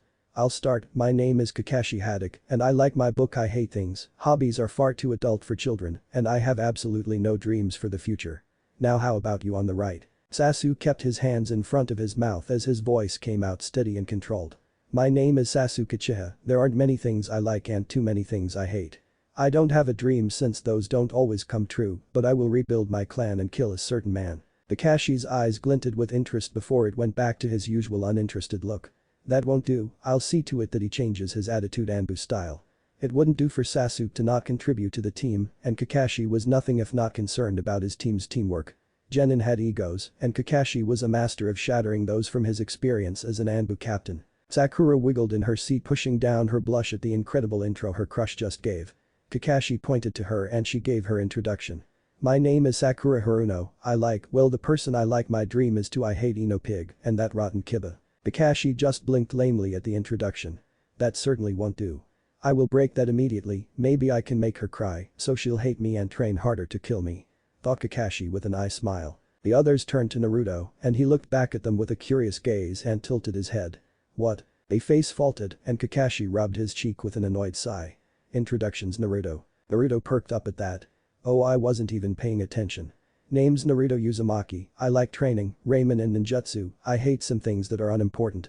Hobbies are, well, my goal is to be Hokage and pass the trial. Naruto managed to conceal his slight blush when he got to hobbies. It was the old man's fault for leaving out those magazines and books, now Naruto read them whenever he had the chance. They were very well written, and the Sandame student was a master author in Naruto's opinion.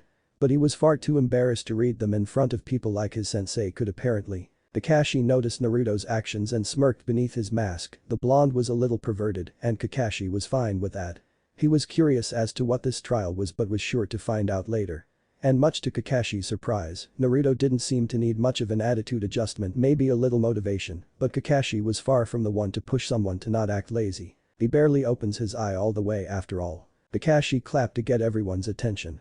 Now that is just fantastic. Everyone shall now follow me to a training area so we can begin your final assessment. The surprise in the genin's eyes was noted, but Kakashi ignored it and started to lead them to a training ground. He was originally going to do this tomorrow, but he doubted it would make a difference. Naruto and Sasuke needed to be pushed through.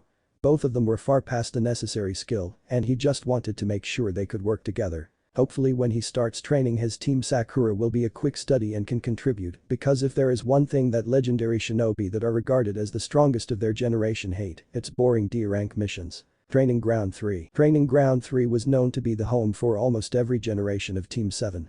All the way back to the Sannin, Naruto noted that the area was quite standard: large patch of grass, large trees and a lake conveniently out of the way yet close. Kakashi stood next to one of the 3 tree stumps and set a timer atop the middle one. I am going to have 2 bells, Kakashi gestured to his hip where 2 silver bells hung. The student who fails to take one for me fails and is sent back to the academy. If all of you fail, then I don't have to worry about being a sensei anymore. I suggest you come at me with the intent to kill, otherwise I'll disregard you entirely. The 3 genin took in the information with nervous eyes. This was a difficult test and was pass or fail with high stakes. Naruto's eyes glinted with determination as he tried to figure out what the meaning of the test really was. It couldn't be that simple.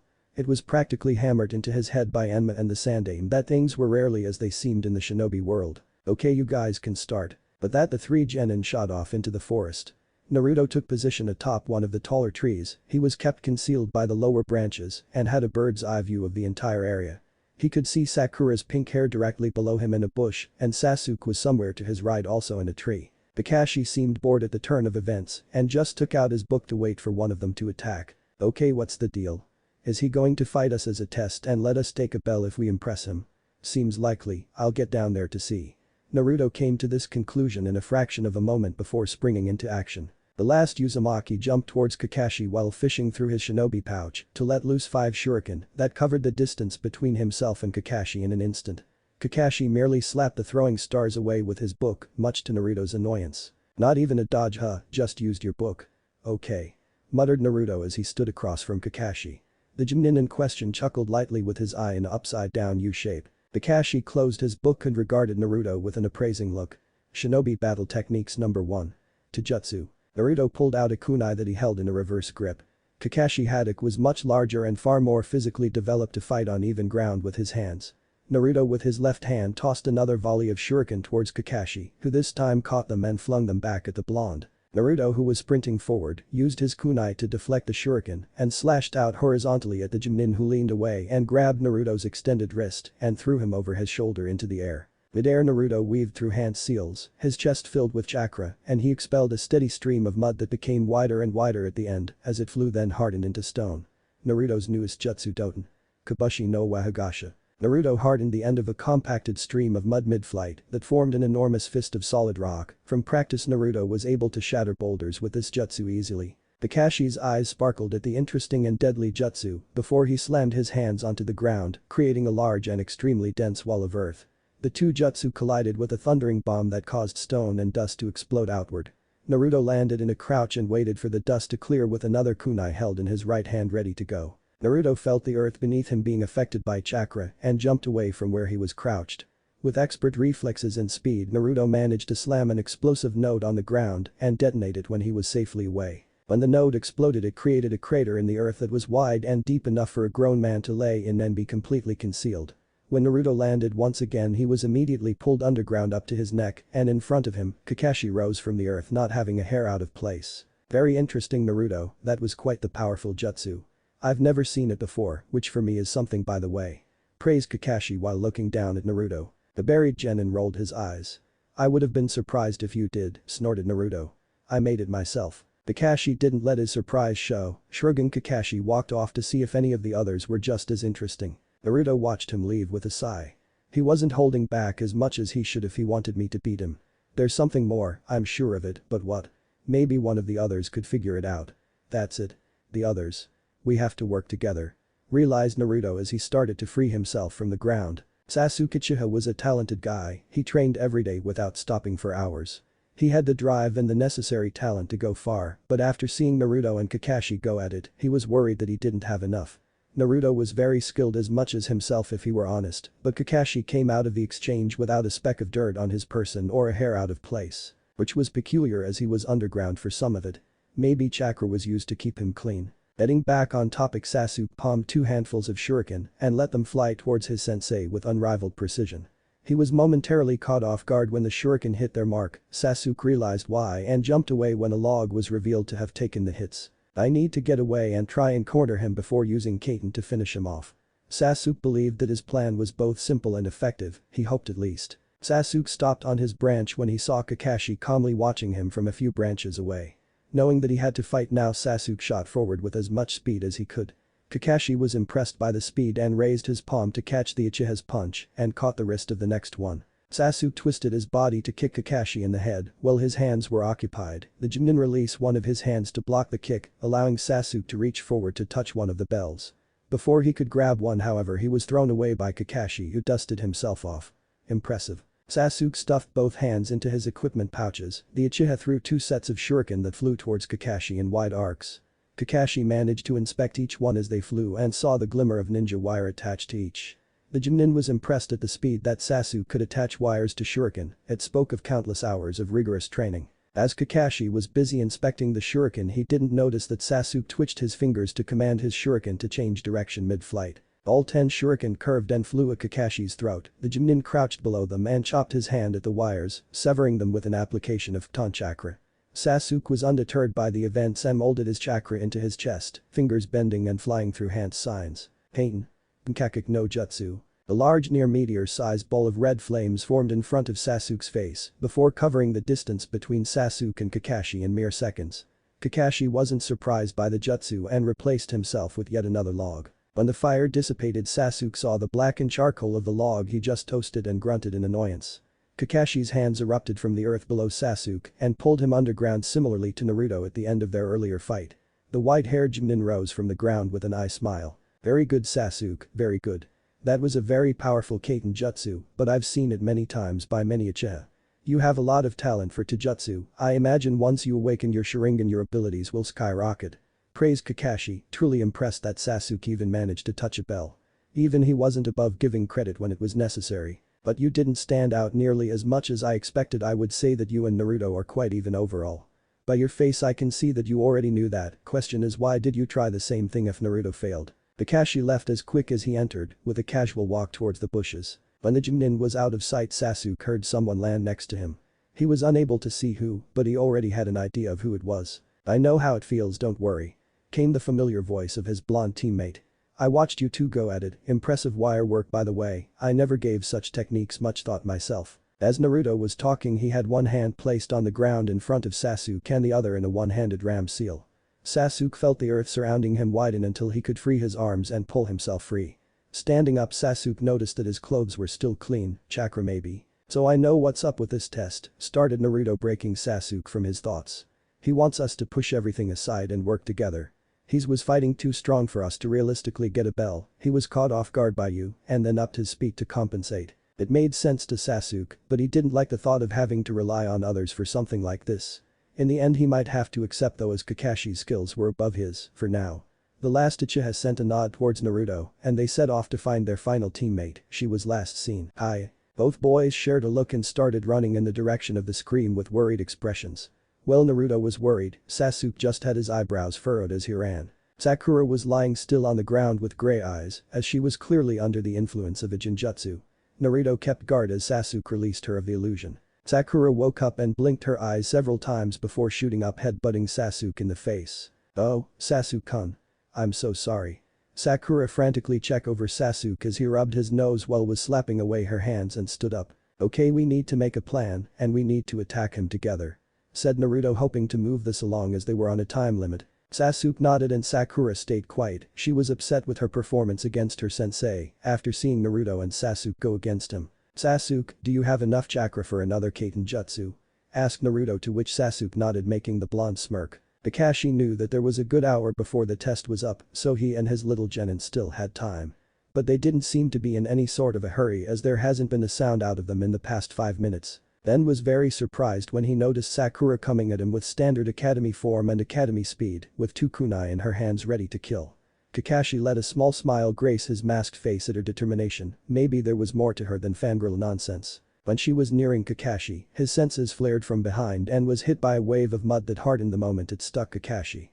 The Chunin felt the heat of a fireball bearing down on him. It seems that the three of them were working together. And were really trying to kill him. Excellent. Naruto, who was standing next to a shadow clone of himself holding the rat seal to keep the mud in place, weaved through seals himself. His lungs filled to the brim with chakra and his throat burned. Ton. Kazebakufu. A condensed ball of wind collided with the Kaiten jutsu, causing it to explode in a storm of white-hot flames that destroyed the training area, creating a crater at the epicenter. Sakura managed to avoid the explosion with a replacement and watched the events from a tree branch. The three genin met in the center of the crater with confused expressions. "So did we just kill him?" wondered Naruto aloud. He didn't expect that, but the plan did go off without a hitch. "No. But it was a good try, I'll concede that," came the voice of Kakashi from above them, standing at the edge of the crater. Much to the annoyance of Sasuke, he seemed to be completely fine, and yet again with no dirt on his person. It had to be chakra, there was no way mud didn't get on his clothes. Kakashi dropped in front of them and regarded them each with extremely serious looks. It shook Sakura's nerve and made Naruto and Sasuke nervous. "Naruto. You did very well, your taijutsu was strong and ninjutsu well channeled, but you were too stationary after casting them. That will get you killed in the field and I won't let it go unpunished in future spars," started Kakashi before turning his gaze to the middle. "Sasuke. Your taijutsu was the best of the three, that I can confirm, and you managed to touch a bell. However, you were far too arrogant and didn't help Naruto during the first part of the test. Konoha is built on teamwork and if you can't follow that then you have no purpose in the shinobi force of our village." Then his eyes cut to Sakura, who knew what was coming. "Sakura. You were the worst overall, you are reported to have talent in chakra control, yet you were taken down by a low-level illusion. Like Sasuke, you didn't help your teammate and watched as he lost, but you went one step further and didn't even help Sasuke. Your skills are below the expected level of a genin, but I assure you, if you can take my training, that problem will be rectified in the coming months." His words sent a chill down Sakura's spine. She didn't know if she had what it took to succeed, but she wouldn't let Sasuke down by giving up after coming so far. Seeing the three of them stand firm, he gave an eye smile. "With that, you three pass. We will meet in front of the academy tomorrow at 7 for our first meeting." With that, Kakashi left in a puff of smoke. Naruto let out a breath and smiled. "Well, that went well." Sasuke managed a smirk and Sakura smiled at the blonde. After a few seconds, both Sasuke and Sakura left to go home. Naruto slowly walked out of the clearing to take a shower, he was far too sweaty to go out to eat to celebrate. Chapter 3. Gambling Town I. Training Ground 3. Kakashi watched over his 3 charges as they were working on their chakra control. He felt that it was far more important learning control than teaching them jutsu at this point, even though they each had respectable levels of control. Sakura was leading the pack, already having mastered the tree walking exercise and was sparring with his Kage Bunshin. Thankfully, Sakura came around to training as hard as possible, Sasuke saw to that himself. The first time the two of them sparred, Sasuke refused to hold back and told her she was unworthy of the title of Kunoichi if she didn't take training seriously and continued as she was. While Kakashi and Naruto felt that was a little harsh, it turned out for the best when she came back the next day ready to train. Kakashi was more than happy to start working on her physical abilities and she was taking to them without a word of complaint. Naruto and Sasuke meanwhile are on their second day of the tree climbing exercise. Both of them had larger than average reserves, with Naruto pushing ridiculous levels already. Kakashi wasn't afraid to admit that Naruto had far more chakra than him already. In regards to the exercise however, it looked like they would be done later today at this rate. Kakashi was hit by the memories of his clone and turned to the huffing form of his female student. She did surprisingly well but still had a ways to go before she was up to par with her teammates. "Very good Sakura," Kakashi said while walking over to the panting Kunoichi. "You lasted a little longer and your strength and speed are getting much better." It was only thanks to her innate talent with chakra control that she was coming so far so fast. She was unknowingly using a rudimentary version of enhanced body techniques, saturating her muscles in chakra to increase their effectiveness. It was something that only experienced Chunin could do, it spoke of her natural chakra control to achieve such a thing subconsciously. "Thanks sensei," breathed out the girl before straightening up. "I was wondering if there was something I could focus on. Naruto and Sasuke both have ninjutsu and taijutsu." Well, I trailed off Sakura. Kakashi hummed at the question.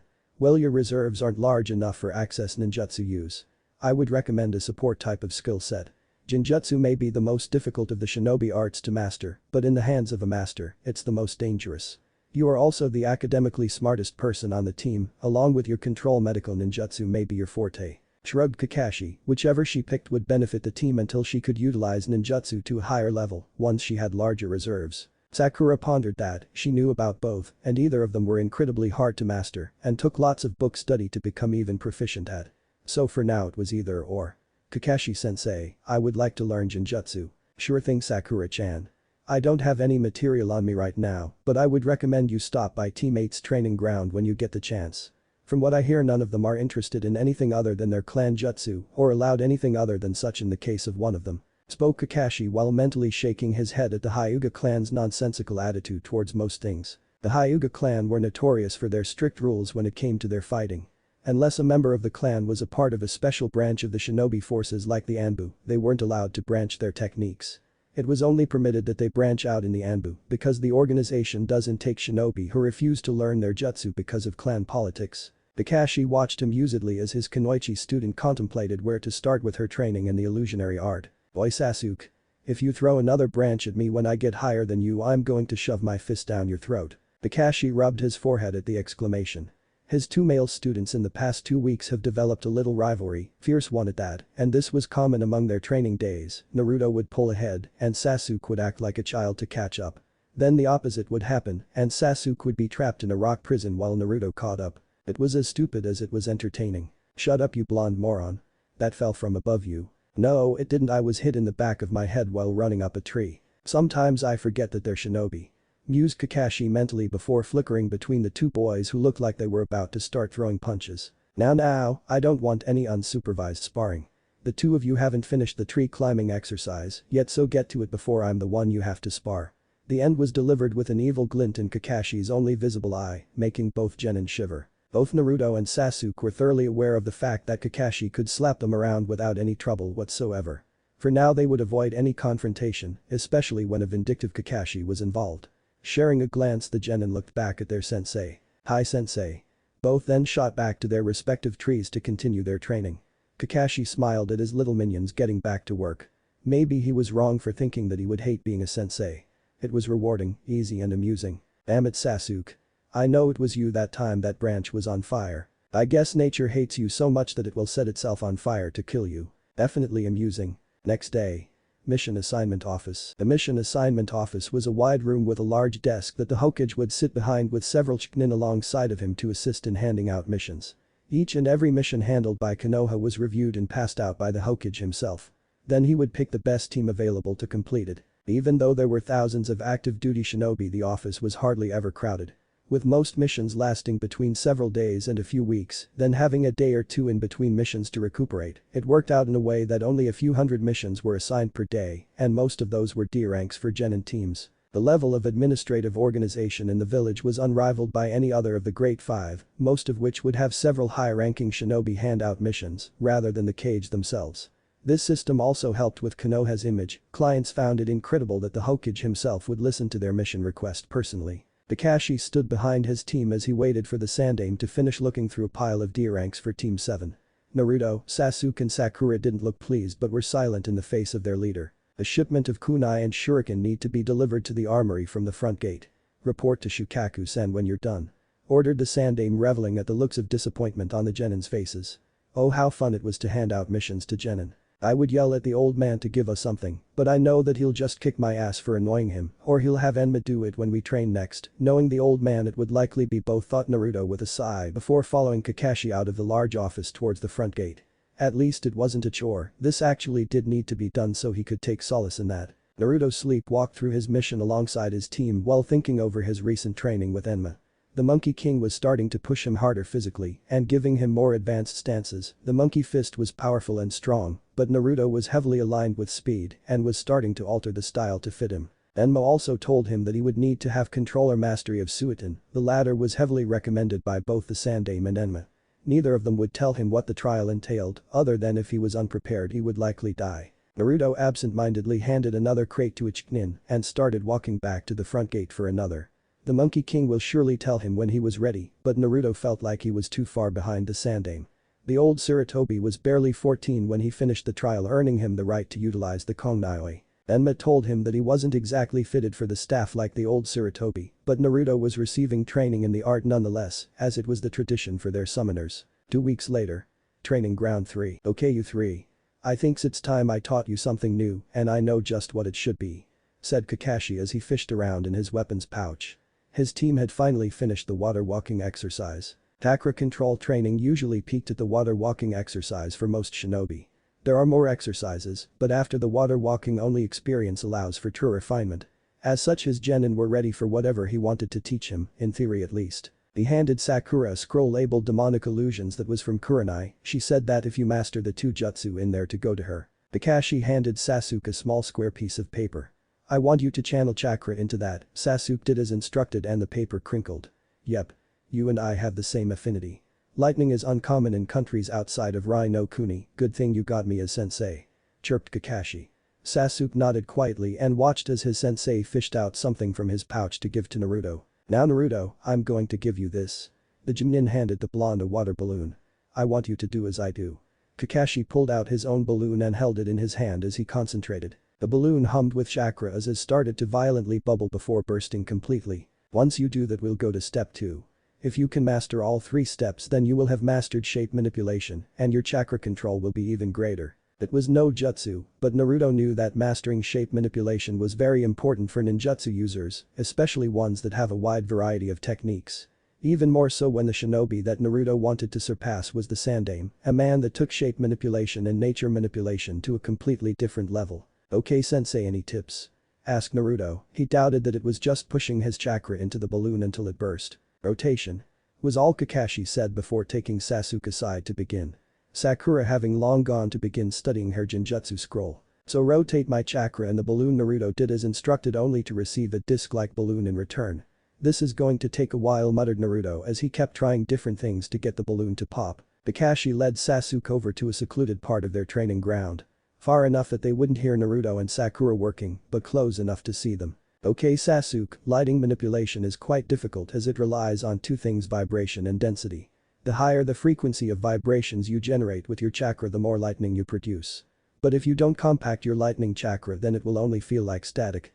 Take this for example. Kakashi went through hand signs before his right palm had a glowing orb of chakra. The chakra in his palm began to vibrate faster and faster before the orb was completely covered in lightning and giving off the sound of 1,000 chirping birds. Sasuke could feel the chakra emanating from the jutsu and looked on with wide eyes. This is the Chidori, the process you saw was much slower than what you would do in combat, but I wanted you to see it. Kakashi let the jutsu fade and stood back up straight, having slouched in concentration. I compacted my chakra, changing the shape into a blade, then changed its nature by vibrating it extremely fast to create lighting. This is a very difficult jutsu, but you are the only one I can teach it to, as it requires the Sharingan to be effective. At Sasuke's confused look, Kakashi raised his hand. Don't worry about that, you have to learn how to generate lighting on command and activate your Sharingan before we start on that jutsu. Kakashi fished out a black metal prod. This is made from chakra conductive metal, which means it is easier for chakra to flow through it. What you're going to do is feed your chakra into it and try to create a spark at the end until the tip of it is completely consumed in lightning chakra. Kakashi held up the metal took and the end of it glowed blue with chakra before it started sparking and crackling with lightning. Kakashi stopped channeling chakra into the tool and threw it to Sasuke, who took it without a word and started focusing on his exercise. Op. Splash. That's right, you stupid balloon. Hollered Naruto from across the clearing. Kakashi's lone eye widened a bit in surprise before walking over to his blonde student for the next task of his shape manipulation training. Later that day. Hokage's office. Naruto walked into the Sandame's office while focusing on a rubber ball, his face was of the utmost concentration. So focused in his training that he didn't notice that there was a team being debriefed as he walked in the room. Mido Guy was one of the few people in the village that has attained the title of elite Genin. He was also the self-proclaimed rival of Kakashi Haddock. He was one of the very few Genin that have pushed themselves past their limits in training and are coming close to achieving the coveted S-rank status. He has lethal ninjutsu ranging 2 elements, surprisingly potent ninjutsu and nearly unmatched jutsu.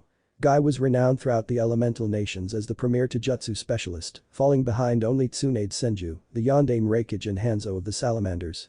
He was an opponent that only the best would dare to fight. The elite Genin was mystified, however, when a blonde genin interrupted his student Tenten from her telling of their latest mission to the Hokage. He was more amused than annoyed after he saw the boy mutter to himself about ridiculous tasks and stupid senseis. "Hey. This is my first mission report, what the hell do you think you're doing?" Shouted Tenten as she pointed at the younger blonde. She was very serious about looking professional so that she could be promoted soon. "Huh? You say something?" asked Naruto while still focused on his ball. He was too engrossed in training that he didn't exactly understand what she said. Tenten looked like she would explode on the younger genin, but reined it in as she was in front of the Hokage. Guy in the back went rigid at Naruto's comment before anime tears fell from his eyes as he turned to the sunset that he himself created in the office. "Yosh. My rival has finally taken a team. Our wonderful students shall battle to see which sensei is the most youthful teacher." Niji and Tenten's heads dropped while Lee's eyes watered at the proclamation as he cheered for his sensei. The forgotten Sandaime rubbed his temples as his foolish student derailed the entire mission report. Naruto slowly walked behind the Hokage's desk and put the old man between himself and the strange Genin. "DSST. Old man," whispered Naruto, getting the Sandaime's attention. "Who is this guy?" Before the Hokage could retort, Mido Guy introduced himself to Naruto. "I am the youthful green beast of the leaf, Mido Guy. This is my team. Niji, Hyuga, Tenten and Rock Lee," shouted Guy as he gestured to each of the genin. Niji had the look of an angry, jaded veteran. His face was iron and his expression showed angry resignation, like all this was happening because of someone else's influence and he couldn't do anything about it. Tenten was looking Naruto over with calculative eyes. She was a very pretty girl in Naruto's opinion, she didn't have an angry expression, more along the lines of interested yet serious. Naruto was interested in finding out more about her when he saw several sealing scrolls on her person. The last, Lee, was wearing an identical green leotard as his sensei.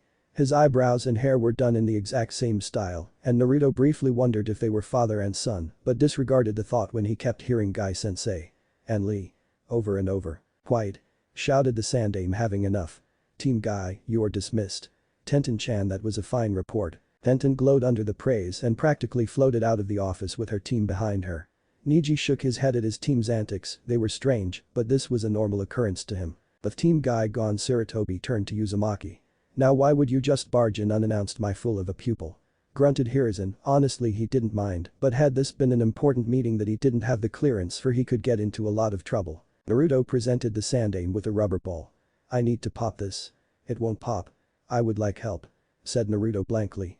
"The damn thing only leaks with chakra, it won't pop, and he's using more chakra now than the strongest Oten jutsu in his arsenal. So you're teaching him the Rasengan so that he can master shape manipulation and to have a powerful close-range jutsu as well. Kakashi's quite the clever one as always," mused Hiruzen. "I'm going to tell you right now." Naruto turned to the Sandaime, letting the chakra in the ball dissipate. You're not using near enough chakra. Naruto's eye widened for a moment before he nodded. Maybe he'll try. Why are you still here? I have work to do, brat, get out. The Sandame's yelling was further supplemented by a large book nailing Naruto in the face.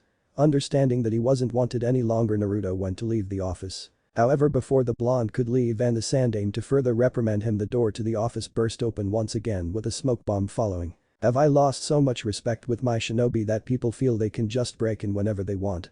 Wondered Hiruzen with a downcast expression. Old man, this is it. Roared a very young voice. Getting a look of realization from the Hokage and a confused one from Naruto. Ah, that would explain that. Mused Hiruzen, relighting his pipe and waited to enjoy the show. What the hell is going on? Wondered a bemused Naruto as he watched a 9-year-old kid launch paper shuriken at the Hokage, all of which fluttered in the wind a foot after he threw them. Konohamaru looked at his failed weapons with a thunderstruck expression. How could this surprise attack fail? Konohamaru then noticed another person in the room and finally realized what happened. You sabotaged my attack. Naruto didn't know what to say to that, he's never even seen this kid, now he somehow thwarted his attack. Gomen, Shinobi-sama. Gomen. Apologized Naruto with raised hands, not wanting to be on the receiving end of one of these attacks. The Sandame next to him snorted in amusement. You better be, started Konohamaru with a puffed up chest after being called Lord Ninja. I would have defeated Grandpa right then and there if it weren't for you. Naruto smirked, hearing that. This was his chance to get back at the old man for his constant teasing. Oh yeah? Tell you what, I'll teach you the perfect jutsu for defeating the old man. One that's unbeatable. Konohamaru's eyes lit up while the Sandame looked thunderstruck. Now wait a second. And they're gone, how troublesome. If Konohamaru bursts into here transformed into a naked woman, I will be defeated and my reputation ruined. Later that afternoon. Lagoon training ground. So that's why you want to defeat the old man, huh? Mused Naruto, he could understand it. Living in the shadow of the Sandame must be trying, he can barely stand it and not that many people even know. Yeah, muttered Konohamaru. The young boy felt a hand ruffle his hair and looked up at Naruto. If you want to surpass the old man and become Hokage, you'll have to go through me first. Challenged Naruto, getting wide eyes out of Konohamaru. You're on. From here on out we're rivals. Naruto smirked at the kid, he was certainly tenacious and that was something the blonde admired. Even if the kid was a little on the slow side. Who thinks that paper shuriken would take down a cage? Hop. Yes. The Naruto in front of Konohamaru suddenly burst into smoke and a haggard-looking Naruto walked over to him from the tree line. Wait, what? How did? Sputtered Konohamaru as he pointed to the place between the real Naruto and the place the other just was. Don't worry about it, Kono, let's get you back to the village, and remember. Only use that jutsu when it's inconvenient for the Sandame, otherwise he can play it off. Ordered Naruto with a glint in his eyes. He may not be able to beat the old man right now, but he sure as hell can torment him by corrupting his grandson. 1 week later. Training Ground 3. Nature manipulation was one of the hardest branches of the shinobi arts. By changing the properties of your chakra, you can manipulate it to take the form of one of the 5 basic elements.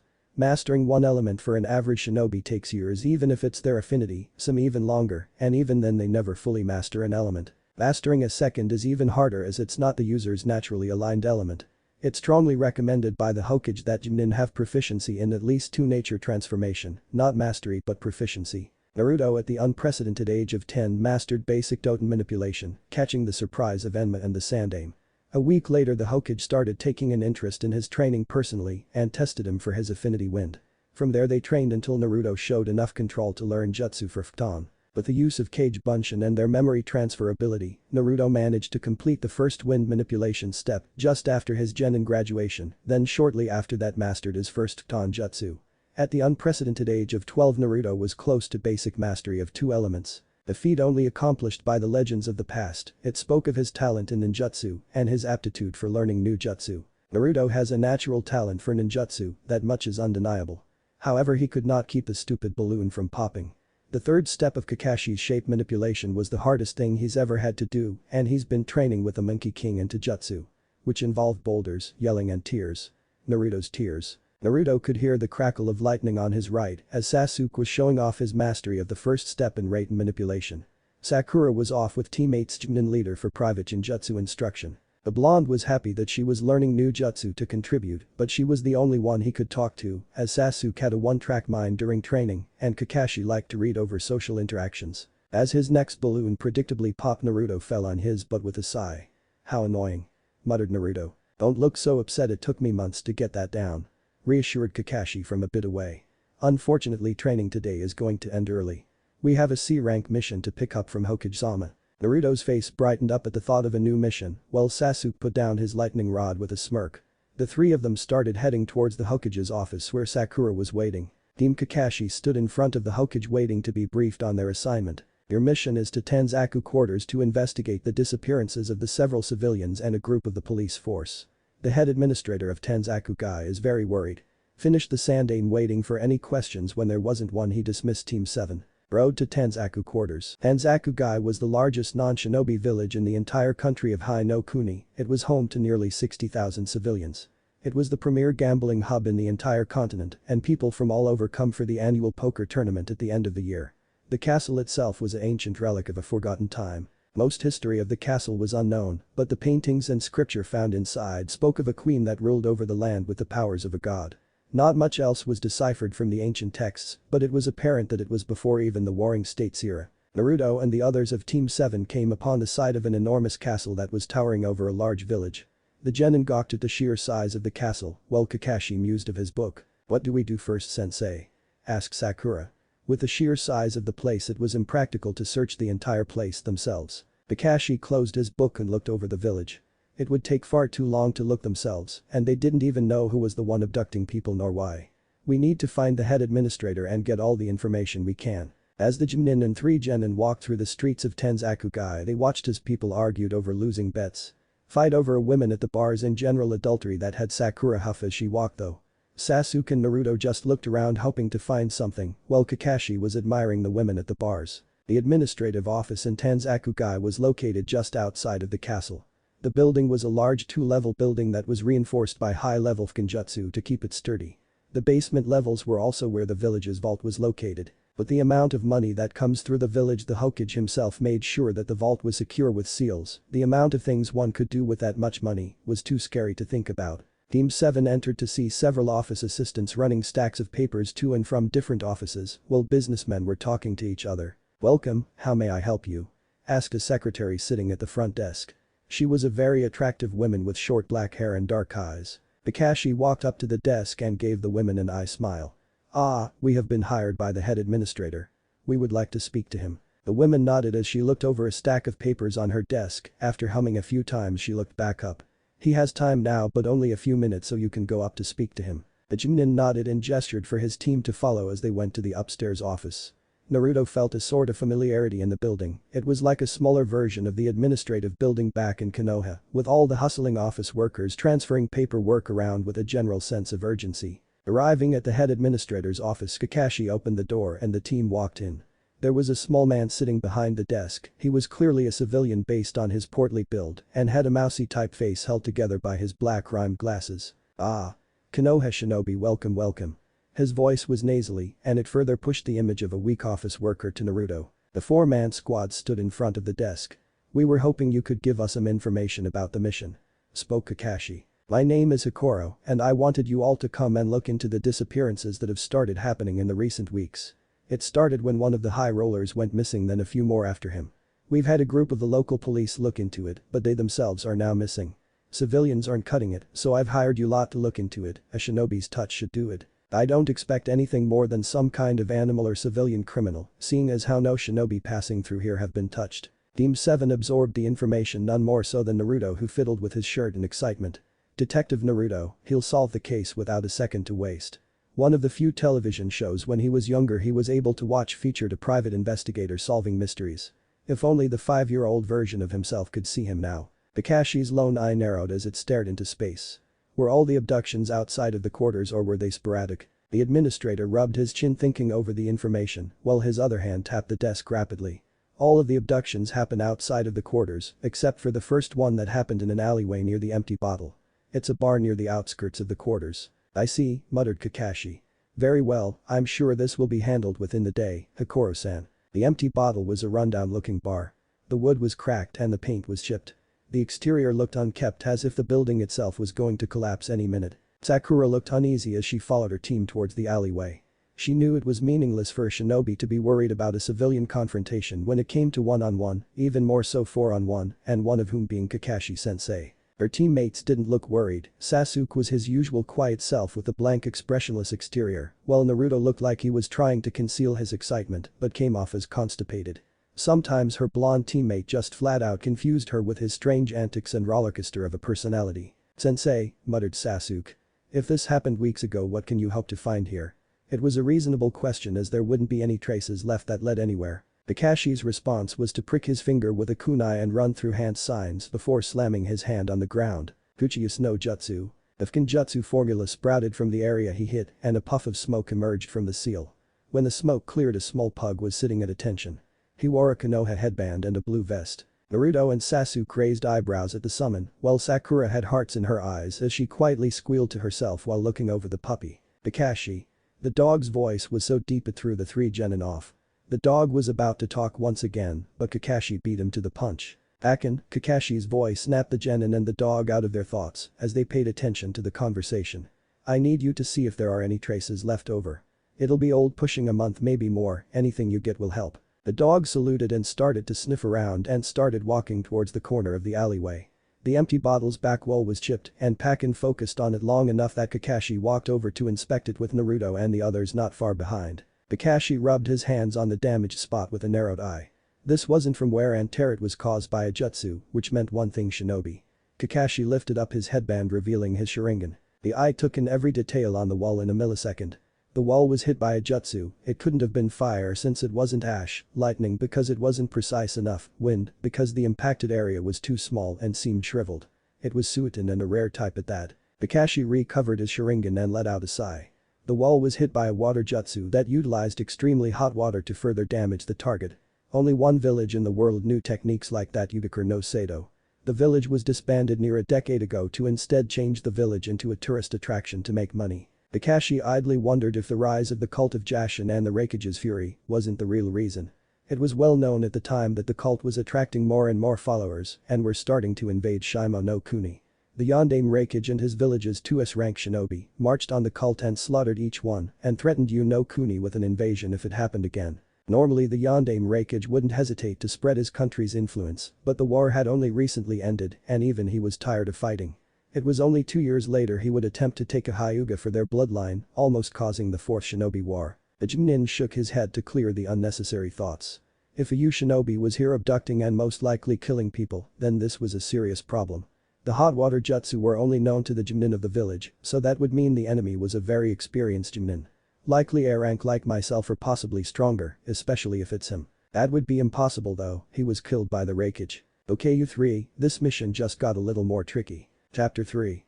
Gambling Town 2. Okay you 3, this mission just got a little more tricky. Naruto rubbed his chin as he nodded.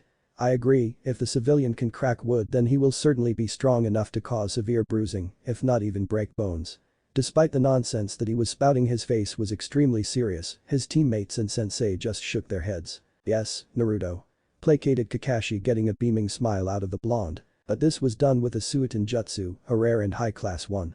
I'm going to take a look around the surrounding forests and I want you 3 to look through the village. Don't engage anyone that may be the target. Come find me or flare your chakra so we can take them together. Understood. The 3 genin nodded to their sensei. Kakashi sent lingering looks before disappearing in a puff of smoke. Okay, started Sasuke, not wasting any time. I think we should split up. Instead of waiting for the others to respond, Sasuke just started walking away. Naruto sent Sasuke a deadpan look before turning to his female teammate. You want to split up as well? His eyebrow developed a twitch when he turned to see his female teammate's retreating form.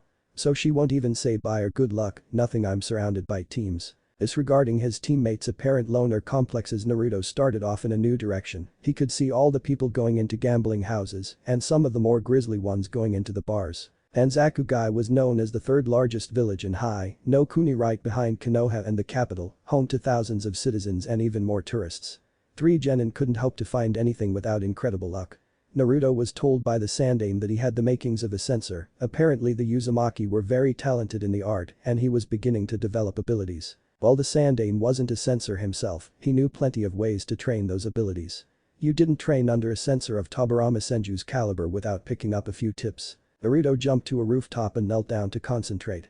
He held the ram seal and took in his environment. He could feel the presence of the occupants in the building below him. 2 large men and a woman, their chakra signatures were very small, clearly civilian levels. As he continued to steady his breathing and concentrate, he could feel more and more people. The last Uzumaki choked on his spit when he got to the gambling house on the corner. Someone was here, and their chakra was dense. Based on his lessons, dense chakra was a sign of concealment. Packing your chakra together tighter and tighter conceals its presence, or if your chakra was so developed that it was naturally strong. Whichever it was, Naruto needed to go take a look. He had neither the want nor the time to find his team. As he got closer, he could feel the chakra clearer and began to evaluate whether or not he should approach. Shaking his head and finding nothing wrong with taking a peek inside, Naruto inched closer to a window. Naruto looked into the gambling house with narrowed his eyes. He knew who was in there. She was the most famous kunoichi in the world, Tsunade Senju. She was one of those S-rank monsters, perfect chakra control and a fellow student of the legendary shinobi no Kami. Her medical abilities were capable of healing any wound with minimal effort. Her chakra-enhanced strength allowed her to crack mountains with a single punch. With the abilities to heal nearly any wound in seconds without much effort, being able to obliterate an opponent with a single punch and taijutsu that was nearly unrivaled in the entire world.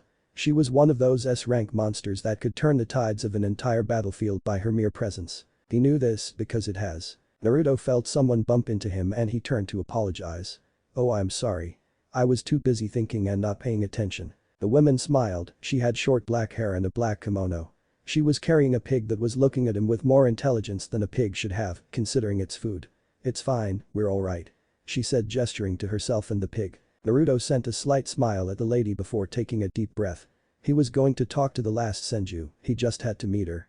Naruto tentatively took a few steps into the gambling house and watched as Tsunade lost spectacularly. What were the odds that a four of a kind of aces would beat the women when she had four kings? That was just amazingly terrible luck. Naruto felt his heartbeat thump faster and faster as he stepped forward. He noticed that all of their eyes were on him as he stood practically over the table, sweating slightly.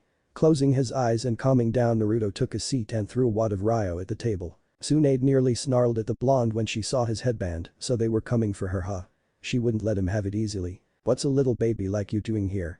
sneered Tsunade before taking a swig from a sake saucer with noticeable content in her eyes. Naruto cleared his throat. "I happened to notice you and decided to introduce myself. My name is Naruto Uzumaki no Genin," said Naruto before taking a look at his cards, 2 aces. Tsunade's face was completely unimpressed, but she was mentally frowning. The kid seemed familiar, but she had no interest in figuring out who he was. To her, anyone from that Kami-forsaken village was of no interest. "So that's supposed to mean something to me?" asked Tsunade. She didn't care if he was the Hokage, she wasn't going back to that hellhole.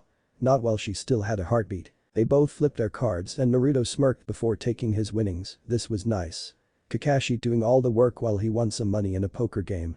Looking at his fellow blonde's irritation here, he evaluated the situation. Hopefully she won the next one, or else this place may become a pile of rubble. Naruto noticed the black-haired women that bumped into him whispered into the Sanin's ear, and the living legend stood up to leave. Naruto grabbed all of his money and went after them. He couldn't let this meeting all be for nothing.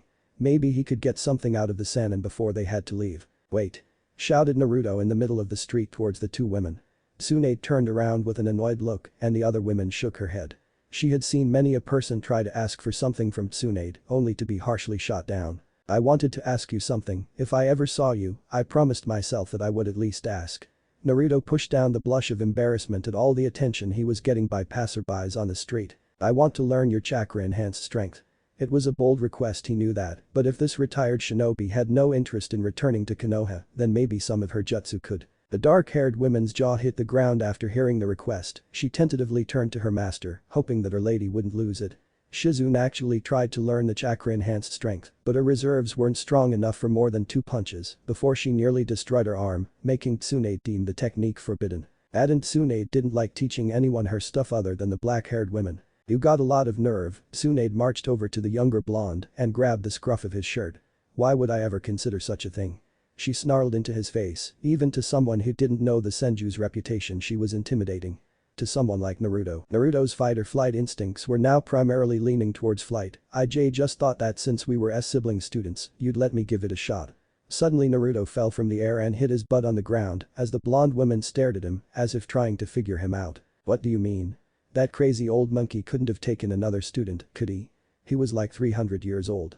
She was also surprised that he was still active. That couldn't be good for his health. Maybe no, she wasn't going back. "Sandaime-sama has been training me," as well as Naruto flew through seals before slamming his hand on the ground. A large puff of smoke erupted from the ground and it dispersed to reveal the Monkey King Enma. This better not be to ask what I think about some new jutsu brat. I get it, you can weave hand seals in a slightly different pattern. Roared the Monkey King, getting a sweat drop to fall from Naruto's head. One time did he summon Enma to ask what he thought of a Doton jutsu, now he brings it up every time. No, I was talking to Tsunade-sama. I thought that you would like to see her after such a long time. Replied Naruto, quickly hoping to ease the situation. They apparently used to train together, so maybe seeing an old friend would help out his cause. Tsunade watched the entire exchange with shock, to think that Sarutobi-sensei would let someone other than family sign the monkey contract. If this blonde was being trained by her sensei, then that meant that they were sibling students, several decades apart, but technically it was true. How strange. Tsunade-chan, look at you all grown up. Still overextending your left arm? Challenged Enma. The two of them were training partners for Taijutsu quite often during Tsunade's genin days. Her teammates would rather sprint around the village 100 times than spar with the Monkey King, while Tsunade was far more Taijutsu oriented and loved sparring with the ape. Smiling slightly at her old friend sensei, she inclined her head slightly. Enma, what's with this brat? Why is sensei training him, and why does he think I should teach him my strength? Naruto's face went from interested at the conversation to absolutely horrified. Hopefully Enma won't take this personally. Glancing upwards, Naruto saw the furious eyes of Enma glaring down at him. Enma, you don't have to stay if you don't want to, I'm sure you're very busy. A giant hairy fist smashed down onto Naruto's head, getting a mirthful chuckle out of the blonde senju. You don't dismiss me, brat. I dismiss myself. Did I not give you enough strength conditioning that you had to ask Tsunade for her specialty? Wait until we train next, brat, I'll make sure you're really strong. And with that the monkey dispersed in a puff of smoke. Good going, Naruto. He chided to himself. It didn't help that the two women were chuckling at his misfortune. The dark-haired woman leaned down and touched his head with a glowing palm, giggling the whole time. Naruto felt the pain leave almost immediately after her healing jutsu touched his skull. Well, brat, as impressive as this was. I have things to do, so leave me alone and never come back. Both women disappeared in a flawless body flicker without a trace. Naruto groaned before walking off to find his teammates. He recalls that he was supposed to be on a mission or something. With Kakashi didn't like the situation that this mission has turned into. A Yugakurjinin was apparently kidnapping and likely killing civilians for Kami knows why. His summons could only find pockets of chakra in the surrounding forests, but nothing substantial, and the enemy was a master of concealing his tracks. Maybe I should try to lure him to me. Make my presence hard to follow but not impossible. That way he might think I'm just overconfident or arrogant rather than intentionally letting him find me. Wondered Kakashi. He knew that this opponent was tough, possibly even a monstrous S rank. He may have taken down enemies of that level, but that was when he had a squad of Anbu watching his back rather than green as grass genin to worry about. I'll have to handle this carefully. Thought Kakashi before moving deeper into the forest, leaving extremely subtle tracks that only an expert could hope to find. With Naruto, so I have been searching this place for a good hour and nothing out of the ordinary. Who knows where the others are, and to be honest I couldn't care less, they ditched me.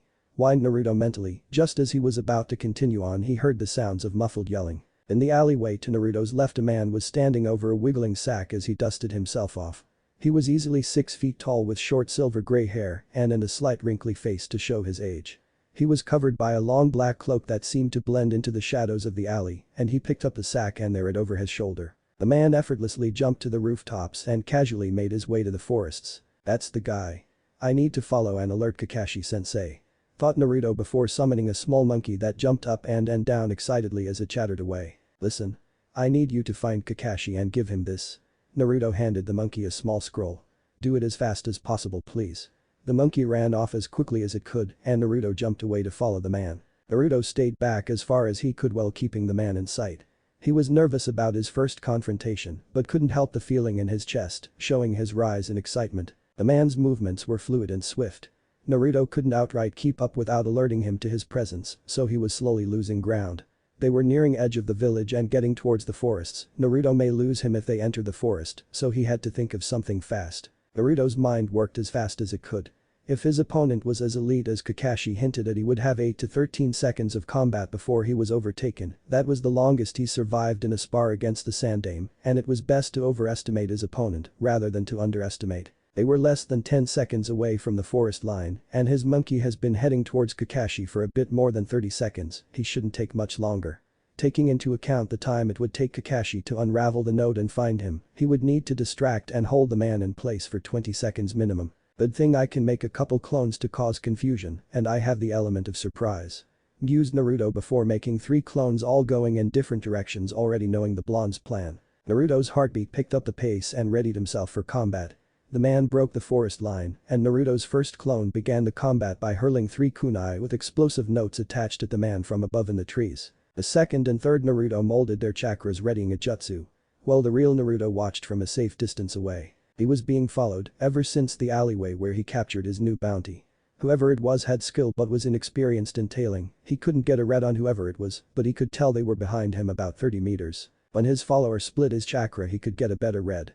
A clone jutsu such as that was the Kage Bunshin, and for them to have that much chakra they were of at least Chunin level, and where one Konoha shinobi was another few were backing them up. He would have to play this carefully lest he lose his newest catch. His most valuable one yet. As he broke the tree line, he pushed chakra into his body in preparation. The hairs on the back of his neck stood up, causing him to jump away. His instincts were well founded because the second he did, the area he was standing on exploded. Still in the air from a jump, he saw an powerful looking Doton jutsu coming at him, obviously from a clone, meaning there were at least 2 more attacks coming at him. Deciding on a plan of attack, he dropped his catch towards the ground and launched himself towards his kunai throwing opponent while weaving seals. His opponent came into sight and his eyes widened, seeing that his opponent was some kid. How could a kid have such? No. They didn't. Not stopping his momentum, he lashed out with a lightning-fast palm thrust, destroying the clone and releasing a highly compacted beam of water that sizzled as it flew. With the steam coming off of it, it was easy to assume the water was boiling hot. The clone was hit by the jutsu and instantly dispersed into smoke. The third clone, still building chakra, was sliced in half by the man's Kusarigama. Holy hell. They're already gone. That was barely a few seconds. Naruto jumped out of the way of a widely arching Kusarigama that nearly pierced his throat. Not stopping for a second, Naruto created another team of clones that shot into different directions to try and get around his opponent for an attack on the man's blind spot. Naruto pushed his chakra outwards and latched onto a branch at his 8 o'clock to try and throw his opponent off guard. The instant his replaced himself, the man was forced to dodge 3 Futon jutsu that obliterated the tree he was standing on. Naruto landed by the sack and was instantly alerted of the memories of his clone's untimely end, causing him to lose faith in his ability to hold the man off while waiting for Kakashi. Before the man was close enough to attack Naruto, he jumped out of the way of something and started rapidly swinging his weapon around, seemingly having a battle with the air surrounding him. Naruto looked confused for a moment before hearing someone land next to him and let out both a sigh of relief and a groan of worry. He was happy for support, but he was hopping for Kakashi. Naruto, is this the… Naruto held up his hand to stop her from continuing. No talk time plan now. He's extremely fast and skilled, likely Kakashi-sensei's level. We have roughly 13 more seconds until Kakashi gets here, so keep him in that jutsu while… Both genin turned their heads towards the sack that was violently shaking. Naruto tackled Sakura to the ground as the bag caught on fire. Arg.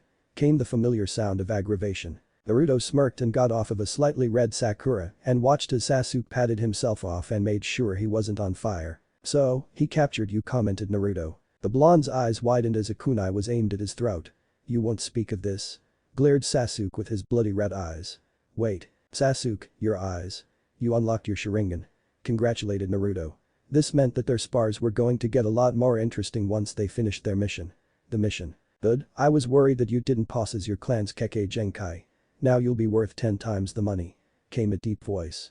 The 3 genin turned their eyes towards the source of the new voice and saw that their opponent was out of the genjutsu and completely fine. The 3 genin could only see a blur coming at them from the man's arm. Sasuke managed to realize it was a Kusarigama and went for a kunai in his pouch.